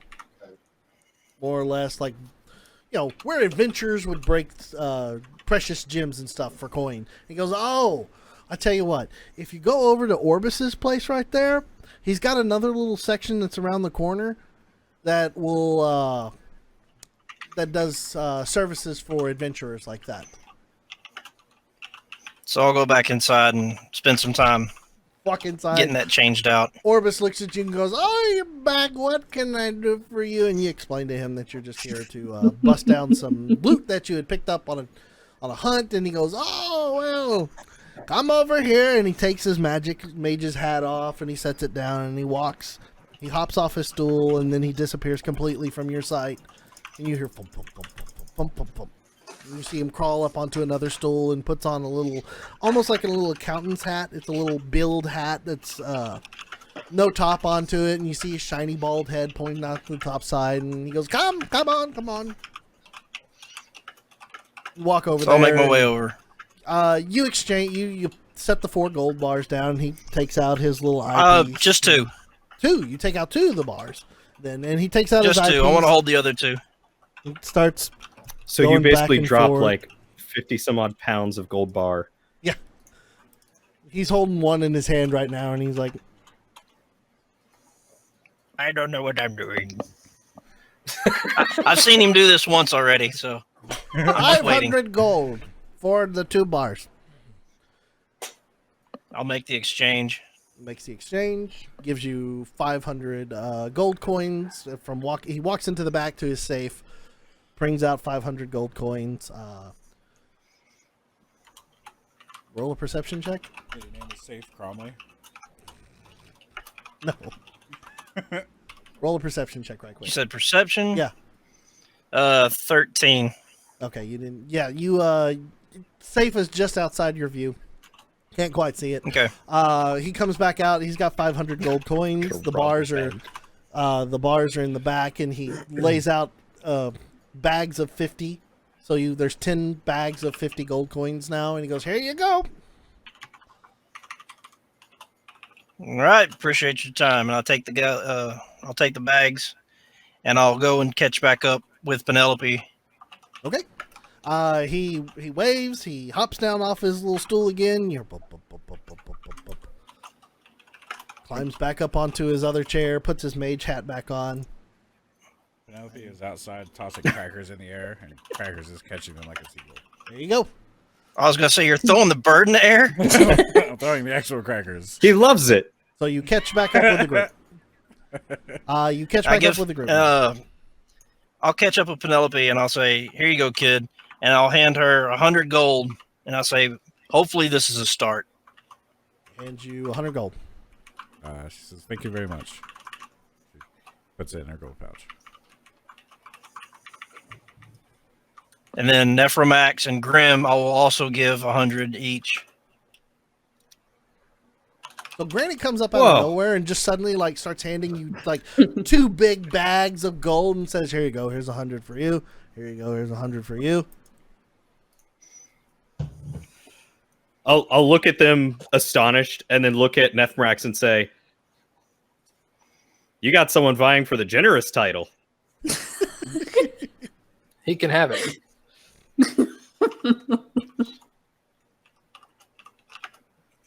All right. So, at this I'll point, turn to Granite and just say, "Thank you kindly, friend." You're welcome. Try to take care of my own. all right. What would y'all like to do now? Continue your way towards Dockward? Or I'm hoping. What lead do we have at the dock ward? Well, y'all are heading towards the That's dock. right. Korth. Yeah. You're heading towards the Oh, dock okay. for because that's where a mass of Nimblewrights seem to have made their location known. Okay, that sounds good to me. Okay. So you continue walking down towards the docks. As you go along and checking the Nimblewright detector doesn't spin. But as you get closer to the docks, and actually as you reach a section of the dock, Korth, you notice this is not anywhere near where you were. Suddenly the Nimblewright detector starts to spin. And I'll say, "Hey, we've got a lead." And I'm going to try to turn where I'm at and see if I get a stronger reading based on what direction I face. Okay. Turn away. Since you're not really moving anywhere, just spinning in circles, it's kind of the same spinning. But if you want to try going west, east, north, south from your location, Okay, well then I will go as far as I need to go to try to get an indication of what I see a change in the activity of the device. okay. You begin to make your way into you make your way north, and the Nimblewright detector starts to slow in spinning. So you assume, oh, well, I need to go south. So you begin to make your way south, and it starts spinning faster. Then you work your way east, and it starts spinning slower again. So you're like, oh, okay, it's southwest. You go southwest, and as you walk by an alley, roll a perception check. Oh. Okay, let's see. Perception's 19. You see a mound of uncollected garbage in an alleyway, but there's something shiny in there that kind of catches your attention. Okay, so I'll let the others know that hey, there's something over here in the alley that looks a little suspicious, and I'm gonna start making my way towards it. Okay. Corsi calls that there's an automaton that was like a noble right with the thugs and relays that information to them. Okay. Korth tells you about the time that she saw a Nimblewright with a couple of thugs from her encounter with Jiraxel. So you begin. I hate to think we're looking for more than one of these. You begin to walk down the alley. Am I wrong on that? Yeah, I'm making my way towards the location where that whatever's shiny. He's making his way downtown. Oh my Walking god. fast. He's Working not away down. Everything you got. All right, so you begin to walk down the alley towards the shiny thing, and it begins to kind of move some more. And then you see Grim is going to stand at the entrance to the alleyway just to keep prying eyes from looking down there in case anything happens. okay. Yeah, I'm gonna look around to see if there's an ambush set up or anything. Penelope, what are you doing? Do I see this thing moving? You are seeing. You are at the edge of the alley from outside, and you're watching Granite making his move inward towards it. Now I'm moving slowly, so I don't startle or try to. And Nephmarax, you're outside the edge of the alley as well, watching. And I'm gonna hold a spell in case it kind of tries to run away. Can I do something? what do you want to do? I'm gonna tell my my familiar to change into a bat and just to fly all the way down there and tell me what he sees. And I reach over and hold on to Grim's shell. Okay. Nephmarax reach out, holds onto your shell, and his familiar into a bat and begins to fly down the alleyway as Granite gets closer and closer. And as the bat closes in, suddenly from the pile of rubble that's there, the Nimblewright that you seem to be searching for emerges and takes a defensive stance. And I need everybody to roll initiative. Can I cast my spell? Heck yeah. At the beginning of the round, you can. 15. Yay.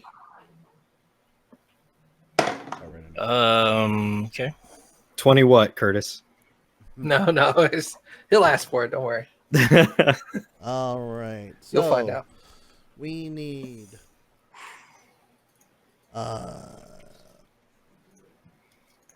And my familiar goes on my turn, right?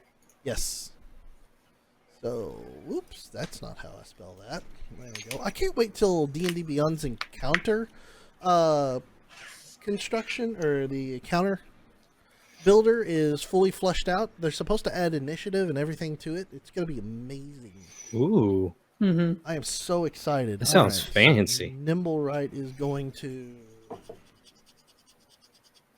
Cocked. Okay, so it goes to that one, and it has... All right, so I need 25 to 20. 20. Called it. And it... 2015? 15. 15. What's your dex, Cody? It's going to be at the end, Nightly. What's your dex modifier, Cody? Cody's deck. 4. Ah, Cody goes before me. Yeah. I need 15 to 10.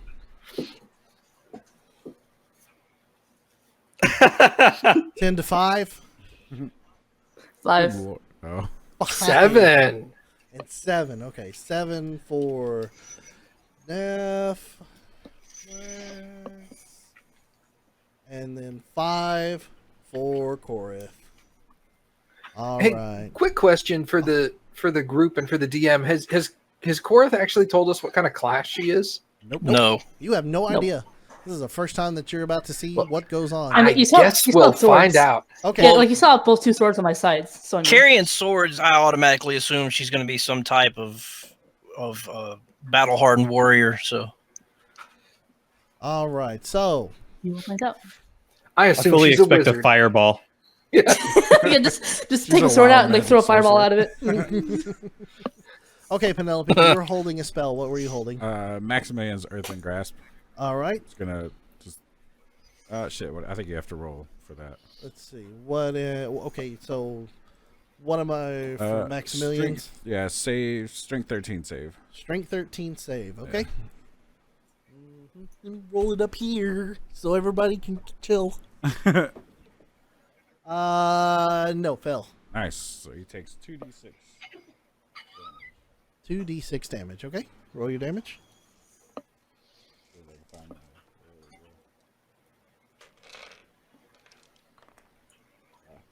3 damage. 3 damage. And- Okay. And he is restrained. Ouch. Yeah, he is restrained. He is restrained. Okay, so his movement is 0. I'm gonna say, don't kill him. We need to just don't kill him. Okay. Okay. Top of the initiative, Granite. okay, well I hear Penelope say, "Don't kill him." You also see a big dragon's claw made of dirt grab him. That's what it looks That's like. cool. That's very cool. Okay, so it's restrained. Mm. Oh, hold on 1 second. I'm sorry. I just noticed something. I had advantage on that strength saving throw. Oh, well then. I'm sorry. Give me 1 second. Oh yeah, it's still in effect. Okay. Okay. So it is held, and at the time of it jumping out of the rubble, how close was I by proximity? You are 15 feet away. Do you want to switch the thing? I'll move within melee range, and then I'll hold my. I'll hold my action to grapple if it attempts to escape. Okay. All right. Well.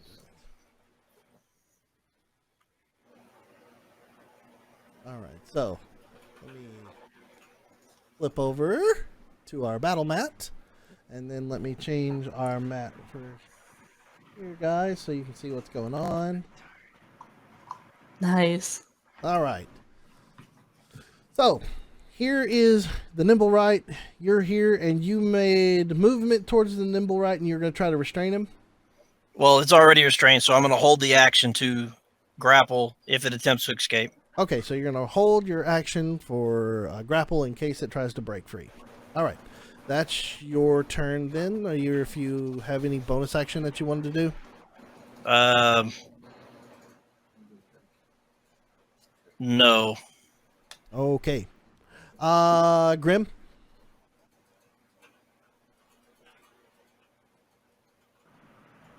Was that me? Grim? Yeah, Grim. Can you hear Okay, me? sorry. Yeah, your mic was like lagging back and forth. I didn't know if Yeah. you said Grim or Granite. There we go. Hopefully okay. that's better for you. All right. Well, if that's the case, I will.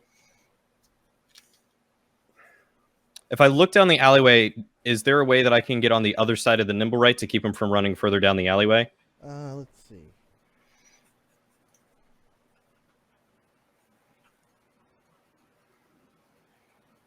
Yeah, you can run by him. It's, let's see, 5, 10, 5, 10, 15, 20, 25. Well, actually, 30 will put you right in front of him.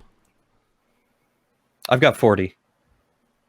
Then you can get just on the other side of him. Right. All right. here I'd like to try and get on behind- the. All right. You run through him, and you're still in melee range on the other Yep. side of Granite. Perfect. Yeah, I just want to make sure that I try and block his way to keep him from running that way.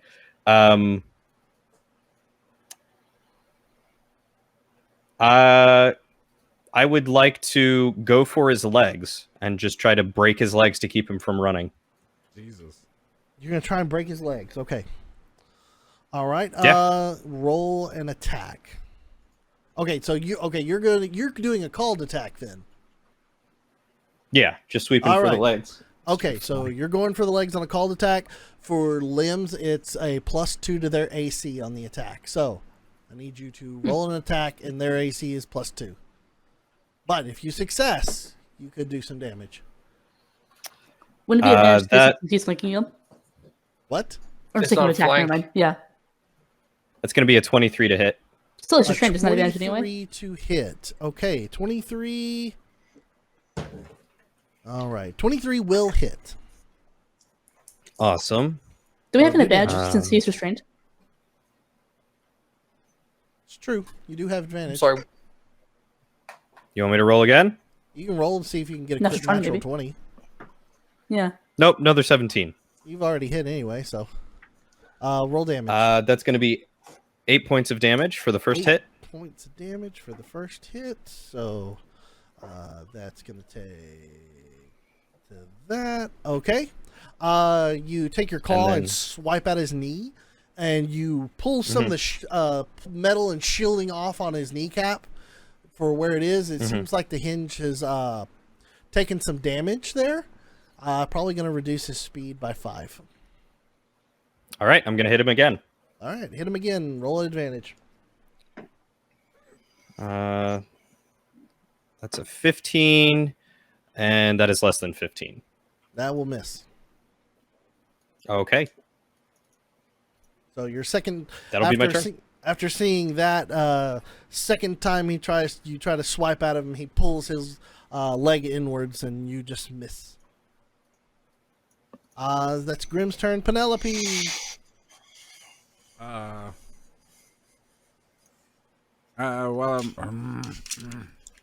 let's see.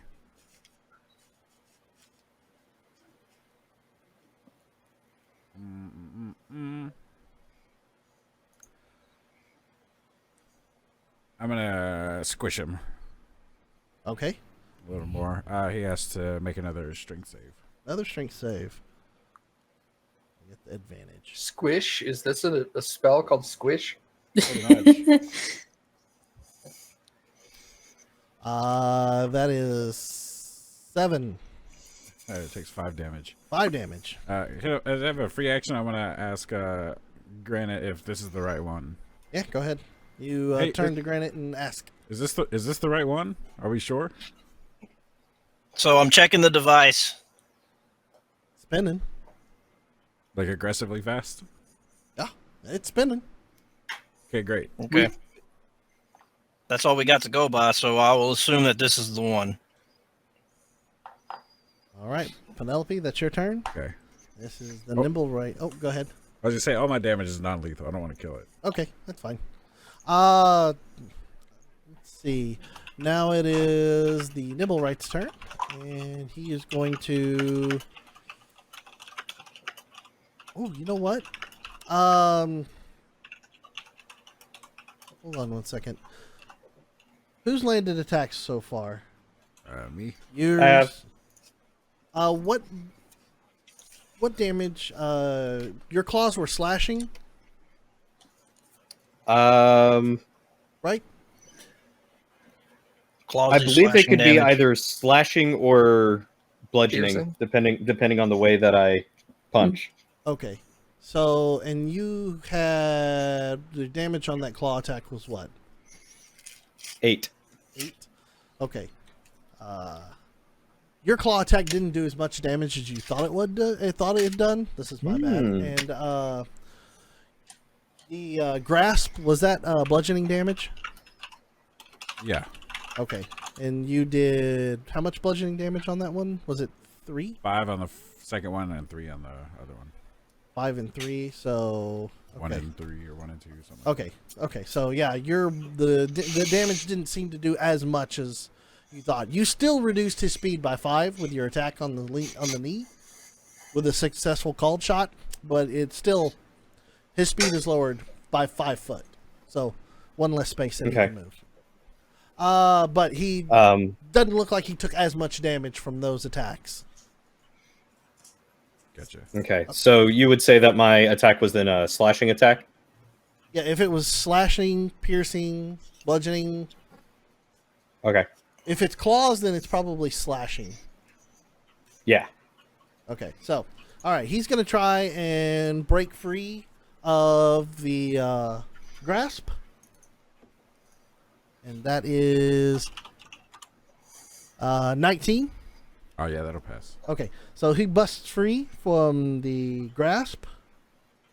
And then he is going to move towards Penelope. Since she I get grabbed a him. reaction Reaction, from my- go ahead and try to grab him. to grab. He's going to try and Oh break no, free that of was you. the wrong dice. Stupid. Is that athletics? That, yeah, it's an athletics check. Okay. So that makes 16. 16 versus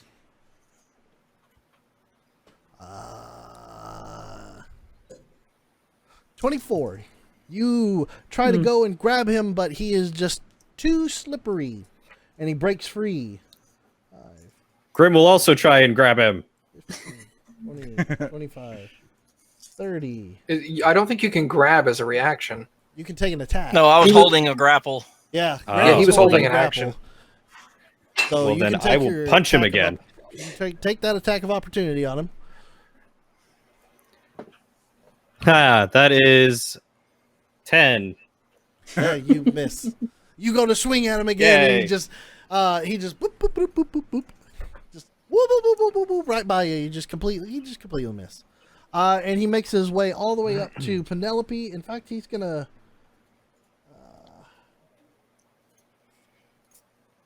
run around behind Penelope. And Nephrax, you can take an attack of opportunity. That's only with my melee weapon, right? Right.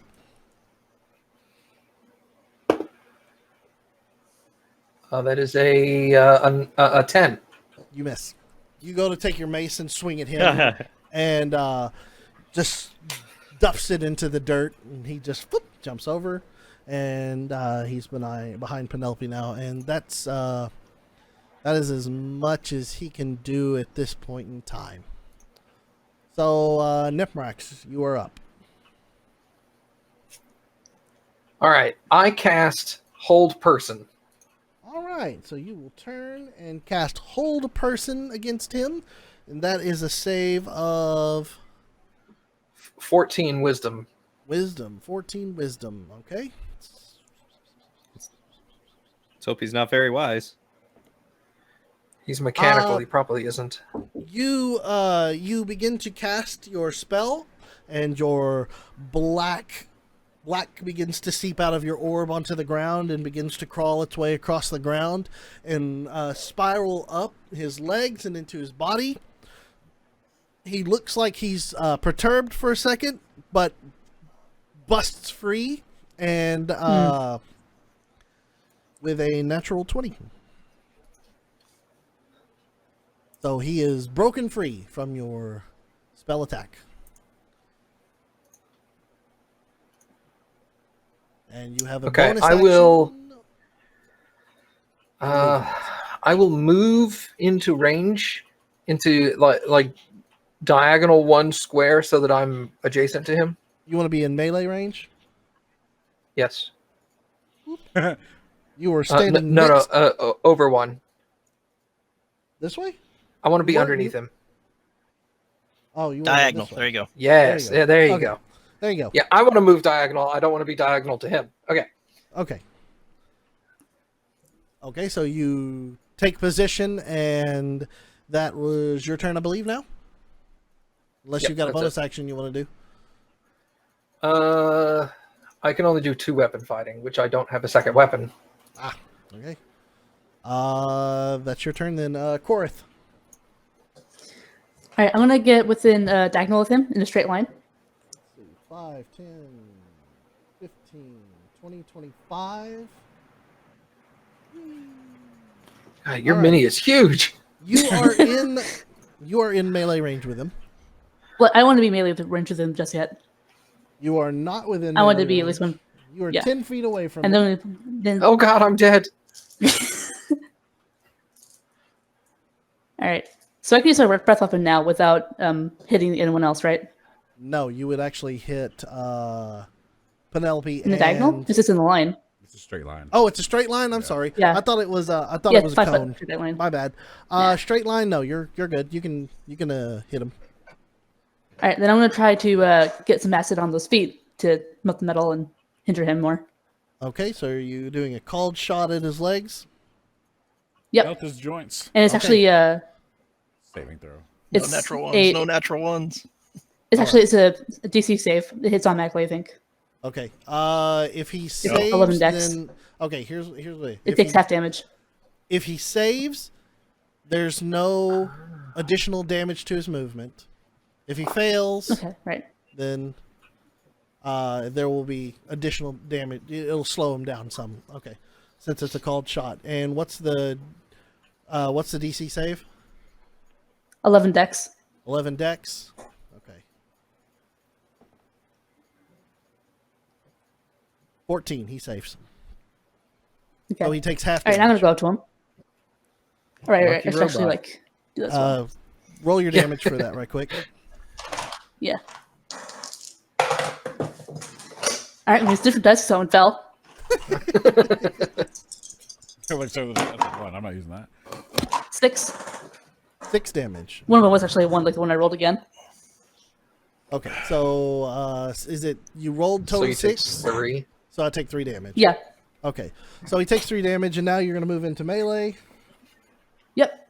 Okay, so your action was your breath, and then you move into melee. Bonus action. Do action surge just kind of happen, or does it take a bonus action? Action surge is... Action surges are free, right? Yeah. Awesome. Yeah, that's what I thought. Okay, cool. I'm gonna do my bonus action real quick and do a trip attack using superiority dice, which is a DC 14 strength save. All right. He has the Fucking fighter over here. Yep. See, I'm on the hit. Got 13 at plus. It's just even with my strength. It'd be 18 to hit. Not even adding my proficiency bonus, so 20 to hit. All right, so his it is a 14 strength save from him. What was the DC on that? 14. 14, so he makes? Yeah. Okay, so you Yeah. don't trip him. All right, you don't trip him, and then That's you fine. attacked him. Still the And damage though, right? okay, so what was your attack was 20? Yeah. Okay, That's my attack roll. he's gonna react with parry, and his oh wait, no. Okay, so parry puts 20, okay, never mind. He's gonna try and react with parry, but you still are just enough to where you can still damage him. So Awesome. Okay, so that would be he's gonna still burn. security dice and my actual attack.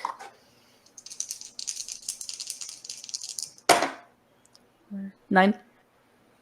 9. All right. Then blow my 9. action surge All right. That's it and for attack him that. 2 more times. No, I'm attacking him again with action surge. Okay. I so- thought you burned action surge to do the first attack. No, that was my our first attack bonus- was a breath bonus weapon, and then action. I moved. Yeah, I can do a bonus weapon and have modifier thanks to the 2 weapon fighting. So you feat. can or whatever acid thing I then started. acid then trip attack, which your Well, trip attack yeah. failed. The Then Yeah. action surge where you can do 2 attacks, Yeah, and you've done The one of first those one did 2 9 attacks so damage, and far. this is her second one. Yeah. Yeah, this is what I'm saying. This is the second one, right? yeah. well, this As is far as I'm what do you aware. mean? Your action was your breath attack, right? Mhm. Your bonus action was your trip attack, which failed. Yeah, He saved on it. Then you did action surge, and your first attack did Yeah, 9 and then- damage. So this is your well, second no, attack. I didn't do the action surge just yet. No, I'm just now doing the action surge, which is the 2 weapons, because like the bonus action was the trip attack and the breath weapon, and I've yet to actually do the attacks from the action surge.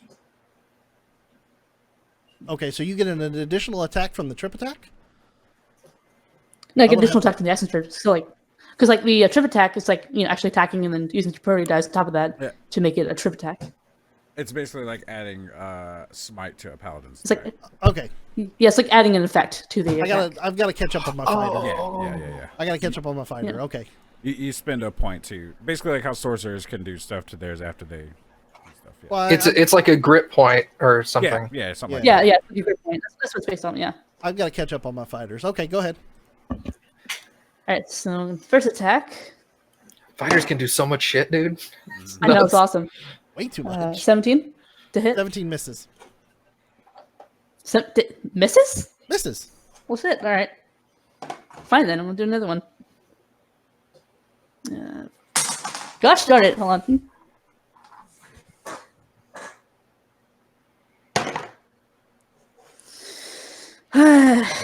I misses. It's a 12.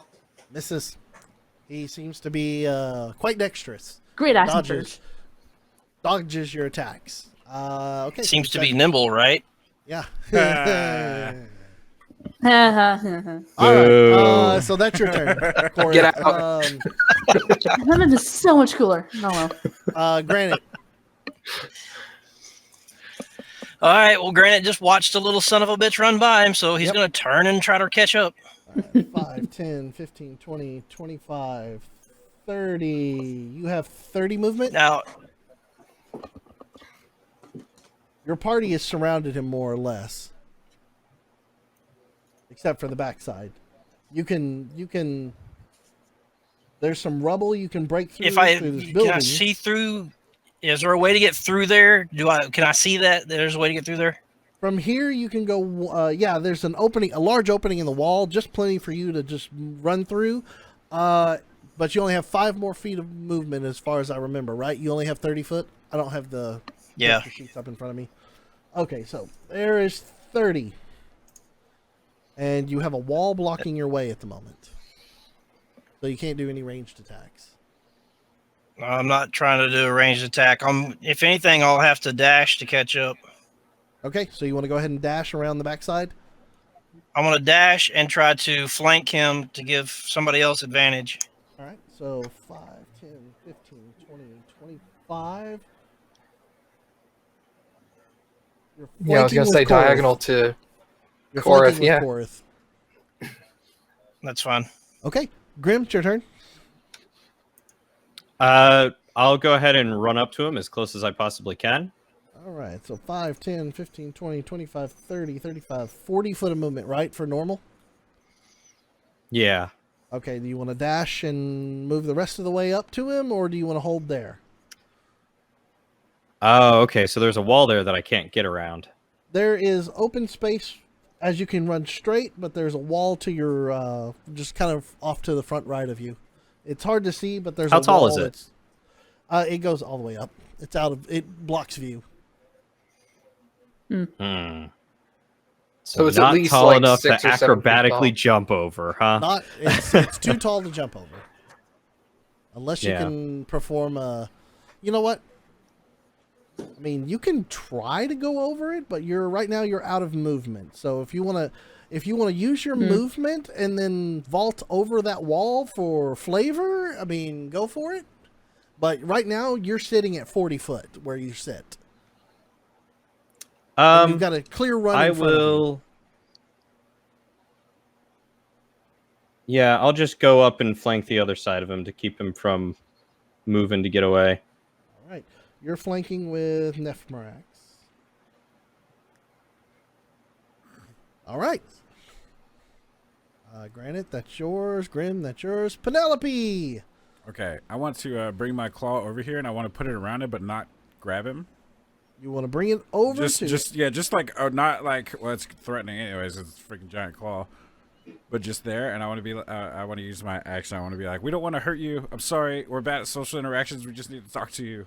Okay. And I hope that he will not be fully intimidated. I'll tell you what. Roll a persuasion check. Since we're attacking him, wouldn't it be a disadvantage? I'm not casting charm on him. No, it's Oh, okay. it's straight, just a straight persuasion. It's not bad. 18. It doesn't seem to grasp your language, No. Do I have it? I don't. Fuck. Oh man. and it doesn't understand what you're just kind of shouting. I'm At doing the hands out and be like, Wait. He doesn't seem to understand what you're talking about, and he takes up his weapon, and he's going to strike at you. oh, bring it on. So, You rolling natural 20. I flipped the The table little over. girl. all right. So he is going to do a multi-attack. Whoa, what a dick. That is 21 to hit. Oof. All right. Okay, so the creature is making an attack on somebody that's within, and I'm within 5 feet of it. I get an opportunity to attack it. Okay. Sentinel attack. Okay. You can use your reaction to attack it then. So the instant I see him strike at Penelope, I'll strike at him. All right. Go ahead. And that's a lot. That's 17 plus 5 is 22. Roll damage. No. Don't you also have advantage because you're flanking? That's a reaction. So does reactions get advantage? I would think though, it still has. It's still. Yeah, I'll see why I wouldn't. It's still. Yeah, you're still in flank. So Get go that ahead and nat roll. 20. Okay, well, See if that's- you can get natural 20, but you still hit. Well, so- I did. I rolled, and it was significantly lower. So that's no. Okay, So 22 plus a You're gonna- D8 plus 3. You're on no daybreaker no additional daybreaker damage. No daybreaker damage, but I get the So this is your regular D8 attack. is 3. So 3, You're not 6. raging. 6, 9 points of damage. 9 points of damage. Let's see. Okay. All right. So Penelope, you take. Daniel's been waiting for this. Yep. For like 2 days. Let's see. Do. You take 11 points of damage, Ow. and then he's gonna do another attack. That Oof. is 19 to hit. I'm casting shield, so fuck you. All right. That one misses. That one will miss, and then he's doing his final attack. Not the little girl. 7. That one's 13. That's it. Miss. That one will miss. Okay. So he does his Your, 3 your attacks. AC isn't higher than mine. My AC is 16 normally. Son of a bitch. It's an 11-year-old little girl. It's going to be hard to hit. All right. So he does his 3 attacks against you.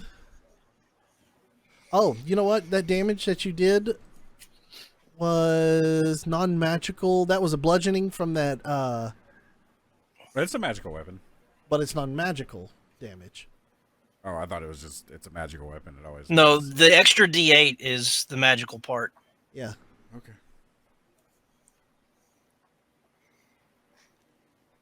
Non-magical attacks.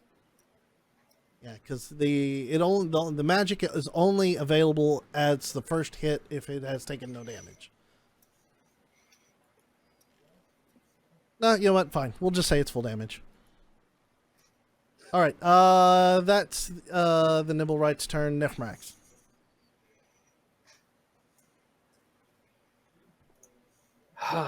Okay. Break him. Hold on. I'm gonna. Who is yellow? That would That be is me. And who's next to yellow? Grim. Grim. Shit. All right. I'm gonna do this, and I'm sorry. I'm gonna cast Shatter. Holy shit. Okay.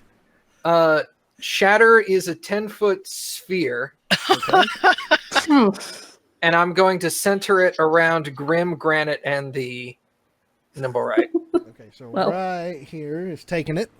All right. The other options are worse. All of us. All right, Okay. so you Yeah, were but it's a Shatter Constitution. It's a Constitution save 14.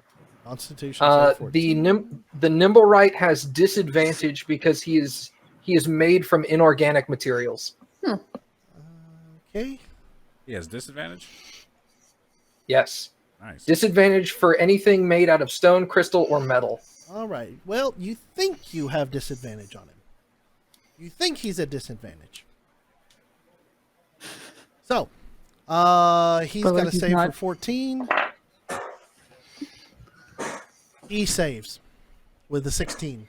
As you think that Shatter is going to be able to do extra damage because of that, there seems to be some sort of magical essence around him that's giving him resistance to spells and magical effects. All right. Well, he still takes damage.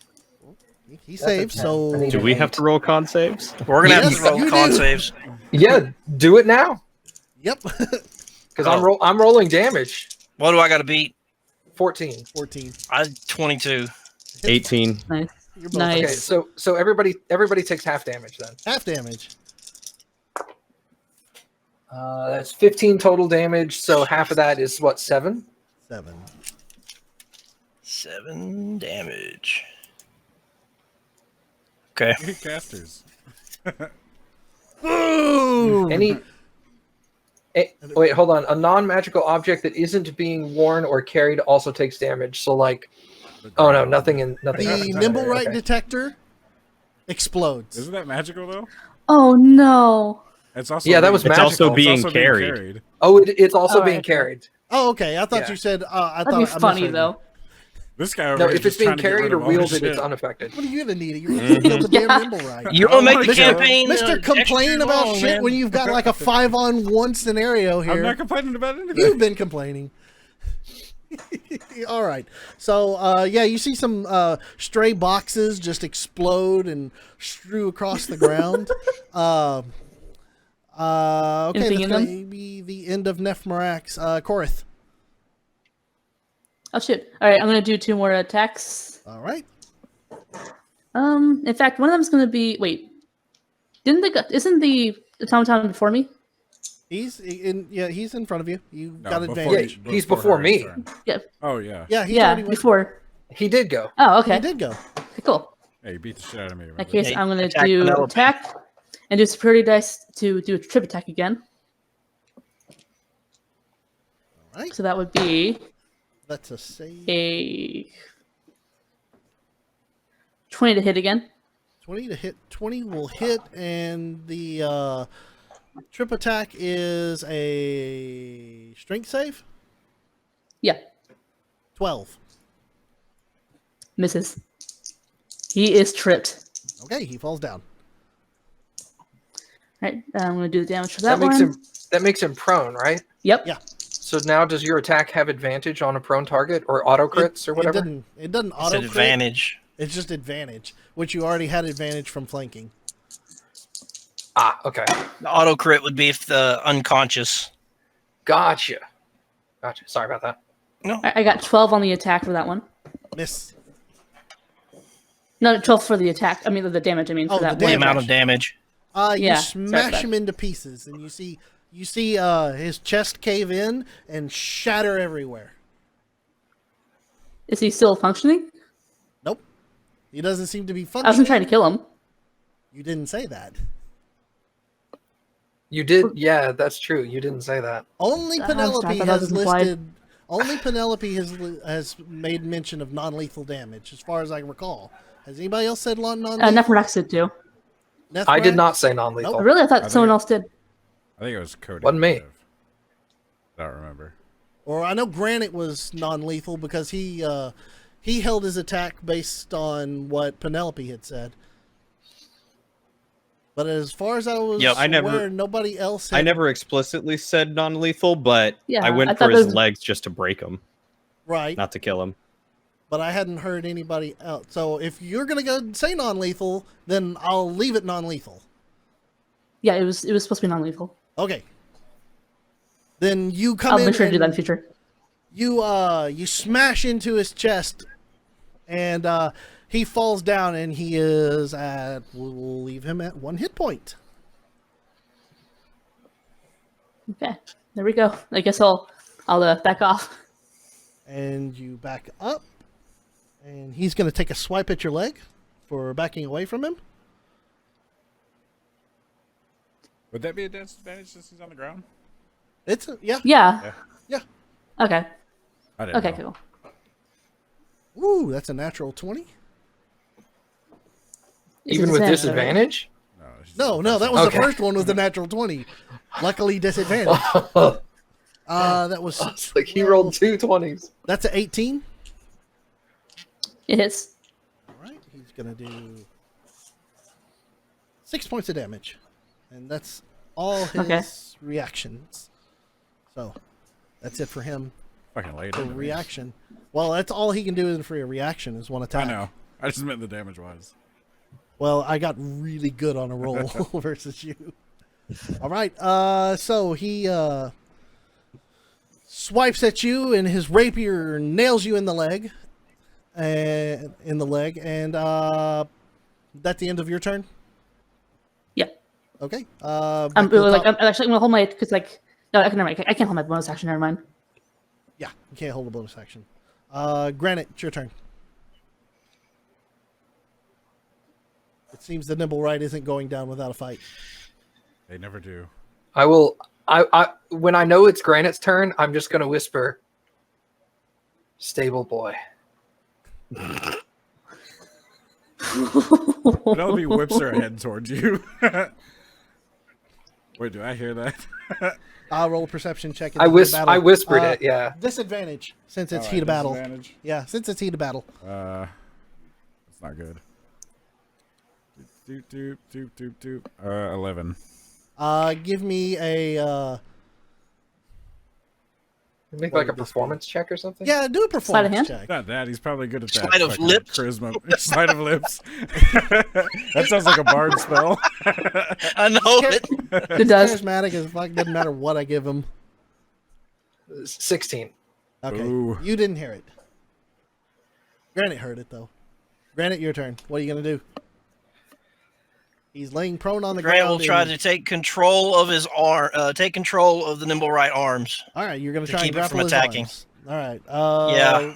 Roll a grapple attack, or roll a grapple attack, and Da, He da, is da, going da, to try to resist. Grapple, grapple, grapple. Athletics makes it another 18. that is. Nope, he seems to just slip out of your hands. Damn it. And if you're gonna call me and say that he should have had disadvantage on that, he has advantage on dexterity saves. That's fine. So I just assumed you letting did. you know. Slippery fucker. So So I'm not that was your raging action. and I'm not shifted, so I don't get advantage on my strength checks. So that's your action. That's it. All right, Grim. Are we killing him or are we That's questioning what I him? was trying to hold on to him to find out, just for reference. I'll say you can use your bonus action to ask the party if you want. If we want to find out information, then we don't kill him. Your call. I'm 11. How do you intend to make him talk, though? I'm sure we can find a way when we get him out of the middle of the street. Grim. And I'm gonna say that's Um, just about Grim. the amount of time that you have for a bonus action. Damn. Easy Free action to talk? Oh shit, sorry. Fuck. ADD got the best of me. for a bonus action. I said your bonus action. What was to a bonus ask, and action? I said you can use a bonus action to Oh. ask the party. Could So if you want to ask could the I party, respond in that time frame? well, there was a lot of responses, but go ahead. Yeah, I was just going to say remove the head. All right, Grim. I will attempt to grapple its head to pull it off. All right, roll your grapple attack. He will roll his dexterity save. Do I have Son of a advantage bitch. with him being flanked and or on the ground? Yeah.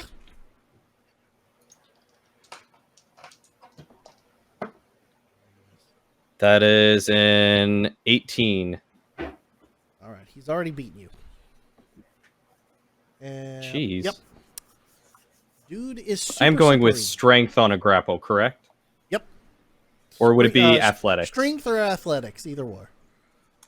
Oh, then it would be 20. He still beat you. Okay. He rolled 20. He totaled 21. So you're close. Ooh. Yeah, he wiggles around and you can't grab him. Penelope? I guess I'm gonna grab him with my freaking dragon claw again. All right. Is that like the Bigby's 13. hand? DC 13. Yeah. What's that? And this is dexterity save, Strength. correct? Strength. Is this, This is a dexterity is save. this like right? Bigby's hand? Strength. Strength, I'm sorry. Well, I hear I too know. many people talking at the same time. All right, strength. That is 8. He's held. Nice. Oh, wait, no, I'm sorry. I got one more roll. Pardon me. Nope, Dang not it. anymore. It rolled a 19. Okay. God, this slippery little motherfucker. That's 20, so 6 damage. 6 damage. All right, are you lethalizing it? No. It's non-lethal still. All right, so you crush him a little bit more and you leave him at 1 hit point. you either kill him at 0 or leave him at 1. I want him incapacitated. So we can talk to him. Then That would be 1. well, it's either He's 1. Yeah, it's at incapacitated. 1, more or less. He's either down or he's on. I mean, He's on or off, 0 or 1. If he's gonna keep fighting, then just 1, I guess. He's at 1 hit point. I'm giving you the option. I want non-lethal. It's an automaton. You can either break it or not. I think kill it, I guess. All right. You crush it and squish its chest. Its parts go everywhere, and the light flickers out of its eyes. It's dead. Didn't you say we were keeping it alive? Penelope turns around and walks home.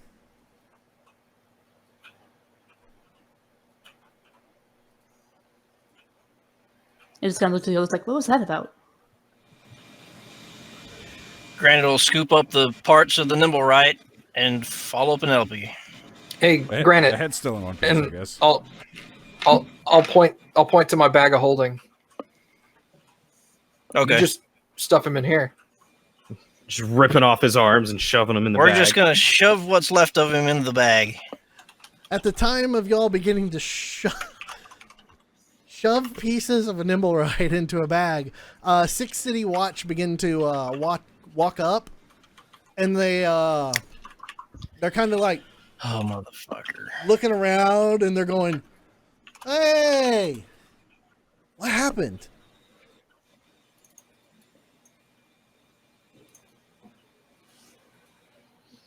Anybody? So know Granite will what turn happened? around to him and Granite will just tell him that this nimble right attacked us. We were just taking the pieces back, and we're going to take it to the Temple of Gond since they're familiar with mechanical stuff. And they were like, "Oh shit! Was that the one that was been running amok?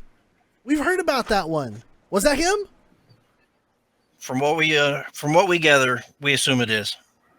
Nice. And you see them all like high five each other, and they're like, "Cool, fucking done now." And they turn around and they begin to walk off. Grim will call after them and say, Oh my god. City Watch drink at a discount at Troll Skull Manor. They Okay, stop. They that's turn fine. around. They stop. They turn around. And they're like, "Really?" Yeah.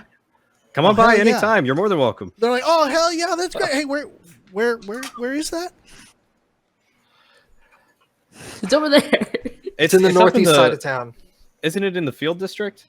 It's just south of the field district, southwest of the field district. It's on the most northeastern edge. Okay. I'll tell them that.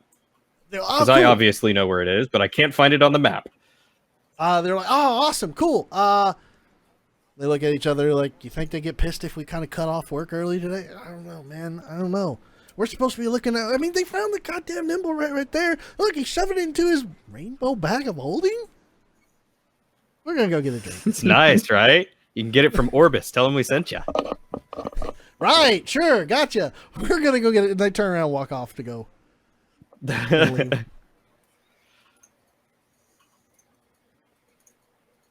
So we continue shoving the automaton into the bag, and then I try to catch up with Penelope as we're walking back. Okay. So y'all begin to make your way towards the Temple of Gond. And Granite tries to much- catch up to quick- Penelope. Quick question: how much does the Nimblewright parts weigh roughly?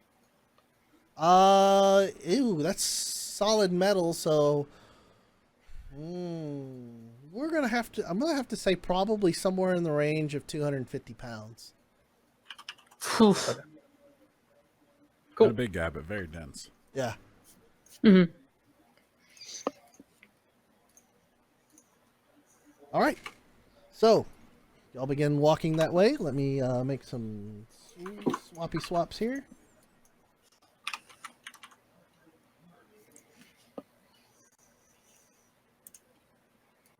All right, y'all begin to make progress towards the Temple of Gond, and during that time, Granite, were you wanting to try to talk to Penelope?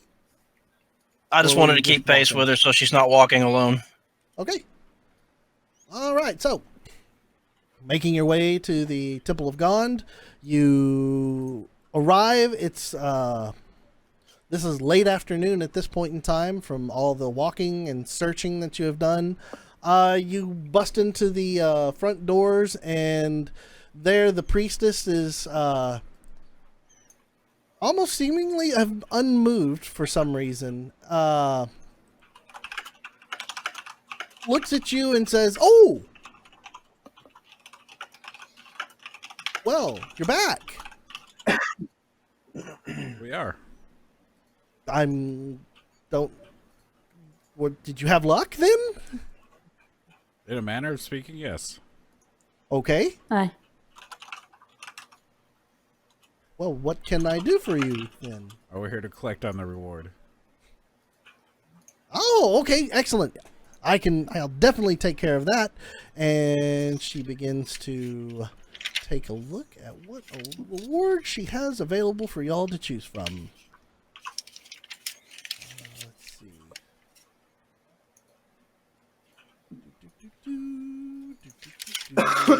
All right, let's see. You can choose from. She goes, we will, if you want to hand over the Nimblewright, she says, I can offer you 500 gold pieces for the Nimblewright, as I'm assuming it's been destroyed, correct? Mostly. Aye. Perfect. She goes, Alright. I'll offer 500 gold pieces of the destruction of the Nimblewright as long as you have proof. Or I want his parts, is what she says to you. And then you can take your choice of one of the following 4 items. And she begins to describe to you these different objects. One is adjustable stilts. The stilts take 1 minute to put on or remove. They increase the height of any humanoid wearing them by 2 to 5 foot. Stilts weigh 8 pounds and is 1 foot long when fully collapsed. You can take a backpack parachute. A humanoid wearing this piece of gear can deploy the parachute as a reaction while falling or as an action otherwise. The parachute requires at least 10 cubic foot of unoccupied space in which to deploy, and it doesn't open fast enough to slow fall less than 60 feet. It has sufficient time and space to, if it has sufficient time and space to deploy properly, the parachute allows its wearer to land without taking fall damage. Once it's been used, the parachute takes 10 minutes to repack. You can also choose from a barking box. It's a metal cube, 6 inches on its side, and has a crank on top. Using an action to wind the crank activates the box for 8 hours. While it's activated, the box barks whenever it detects vibrations within 15 feet of it. And as long as the box and the source of the vibrations are in contact with the same ground or surface. A switch on one side of the box sets the device to emit either a small dog's bark or a large dog's bark. And then finally, you can choose from what you can choose from is a matchless pipe. It's a switch made of flint that's built into the bowl of a finely wooden smoking pipe. A few flicks of the switch and the pipe lights itself. She goes, "Oh, what would you like?" I look to the rest of the party. I would Nice. lean either towards the stilts or the barking box, personally. True. Those would be my top two choices Is that in that order. Is that in addition to the gold or in lieu of? In addition, so you get the 500 gold plus Oh. this item, one of the items. I think the box would be. I ask her, does the box work? Just like if I set it on the floor, would it detect someone walking near it? What she does is she goes, "Well, let's find out," and then she switches the box to a small dog bark and sets it on the ground, and then you hear she turns and goes, "Priestess Allura, turn on the vibrating machine." And she goes, "Are you sure?" She goes, "Yes, do it." Okay. So she takes, you see, in the distance, you suddenly see a priestess dragging a huge freaking machine with a point on it in the T-top handle. She places and braces herself, kind of buckles her knees to kind of hold on, and then goes, and begins just shaking the ever-living shit out of herself. And the vibrations, I mean, all of y'all course can she suddenly, does. suddenly everybody can feel it on the ground. Is like the ground is like vibrating, and then you hear a little dog bark come from the box. How far is this? I don't know. I forgot what you said. This vibrator. How far is this from the box? It detects vibrations Rip. within 15 feet of it. The unit what they're using, they are like 40 feet away, as this is like a massive, almost like a jackhammer. Okay. So I turned to her and I'm like, okay, does that Oh. translate to a normal sized person walking near it? She goes, yeah. She said, as long as the vibrations within 15 feet, and it's a rhythmic vibration, it should definitely begin to bark. And you can have it as a small dog bark or a large dog bark. 15 feet doesn't seem extraordinarily useful. I'd She still go- lean more she towards the looks at, stilts. She Yeah. looks at you at Nephromax and she goes, "It's useful if you're looking to create a distraction." That's what they have me for. What D&D party doesn't like vague distractions? What's I D&D? would say I would say the stilts, but I don't know.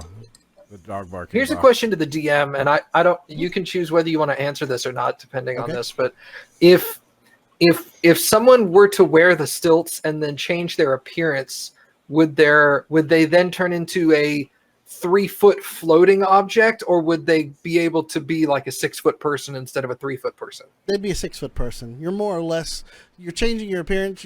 Anything that you're wearing becomes part of that illusion. Gotcha.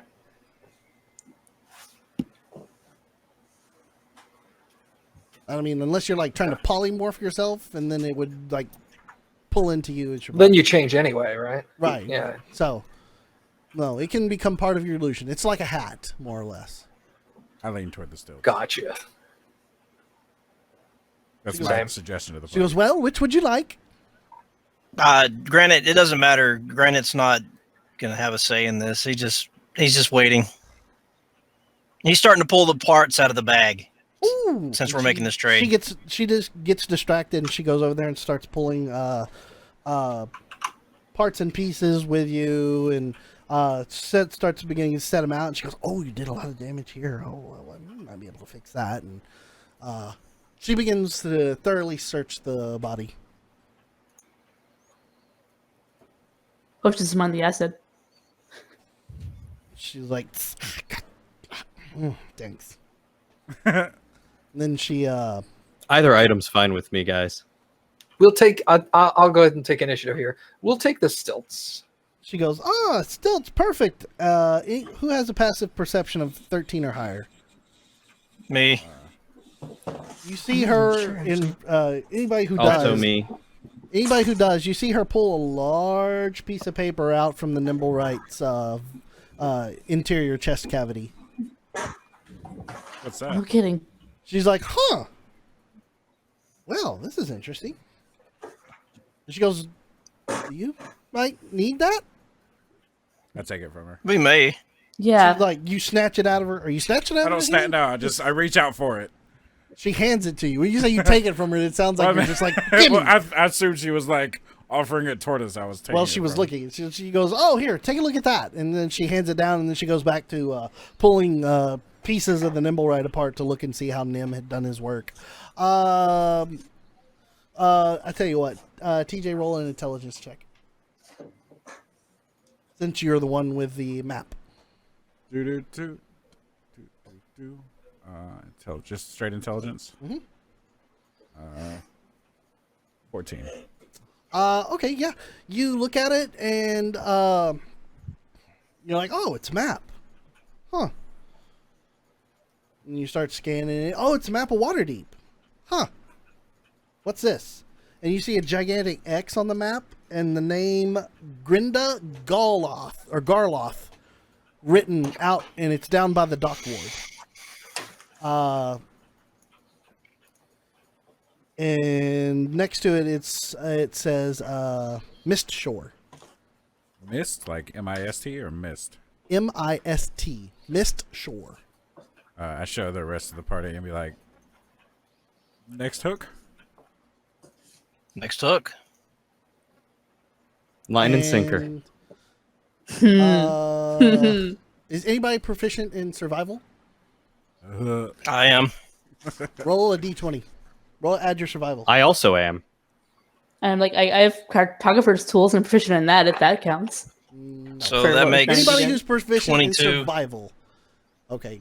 Granted, you immediately realize this. 23. And so does Grim. You both look at each other and go, son of a bitch, we were just there. As y'all were in Mist Shore at that time. Where you found the Nimble Right. Ah. Good. What if y'all he was waiting on realize- someone? You realize now that you're going to have to go back and maybe try to find this Grinda Garloth. And we will do that next time on Attacking the Darkness. Well, darn it. We have to go back, Barty. We've got to go back!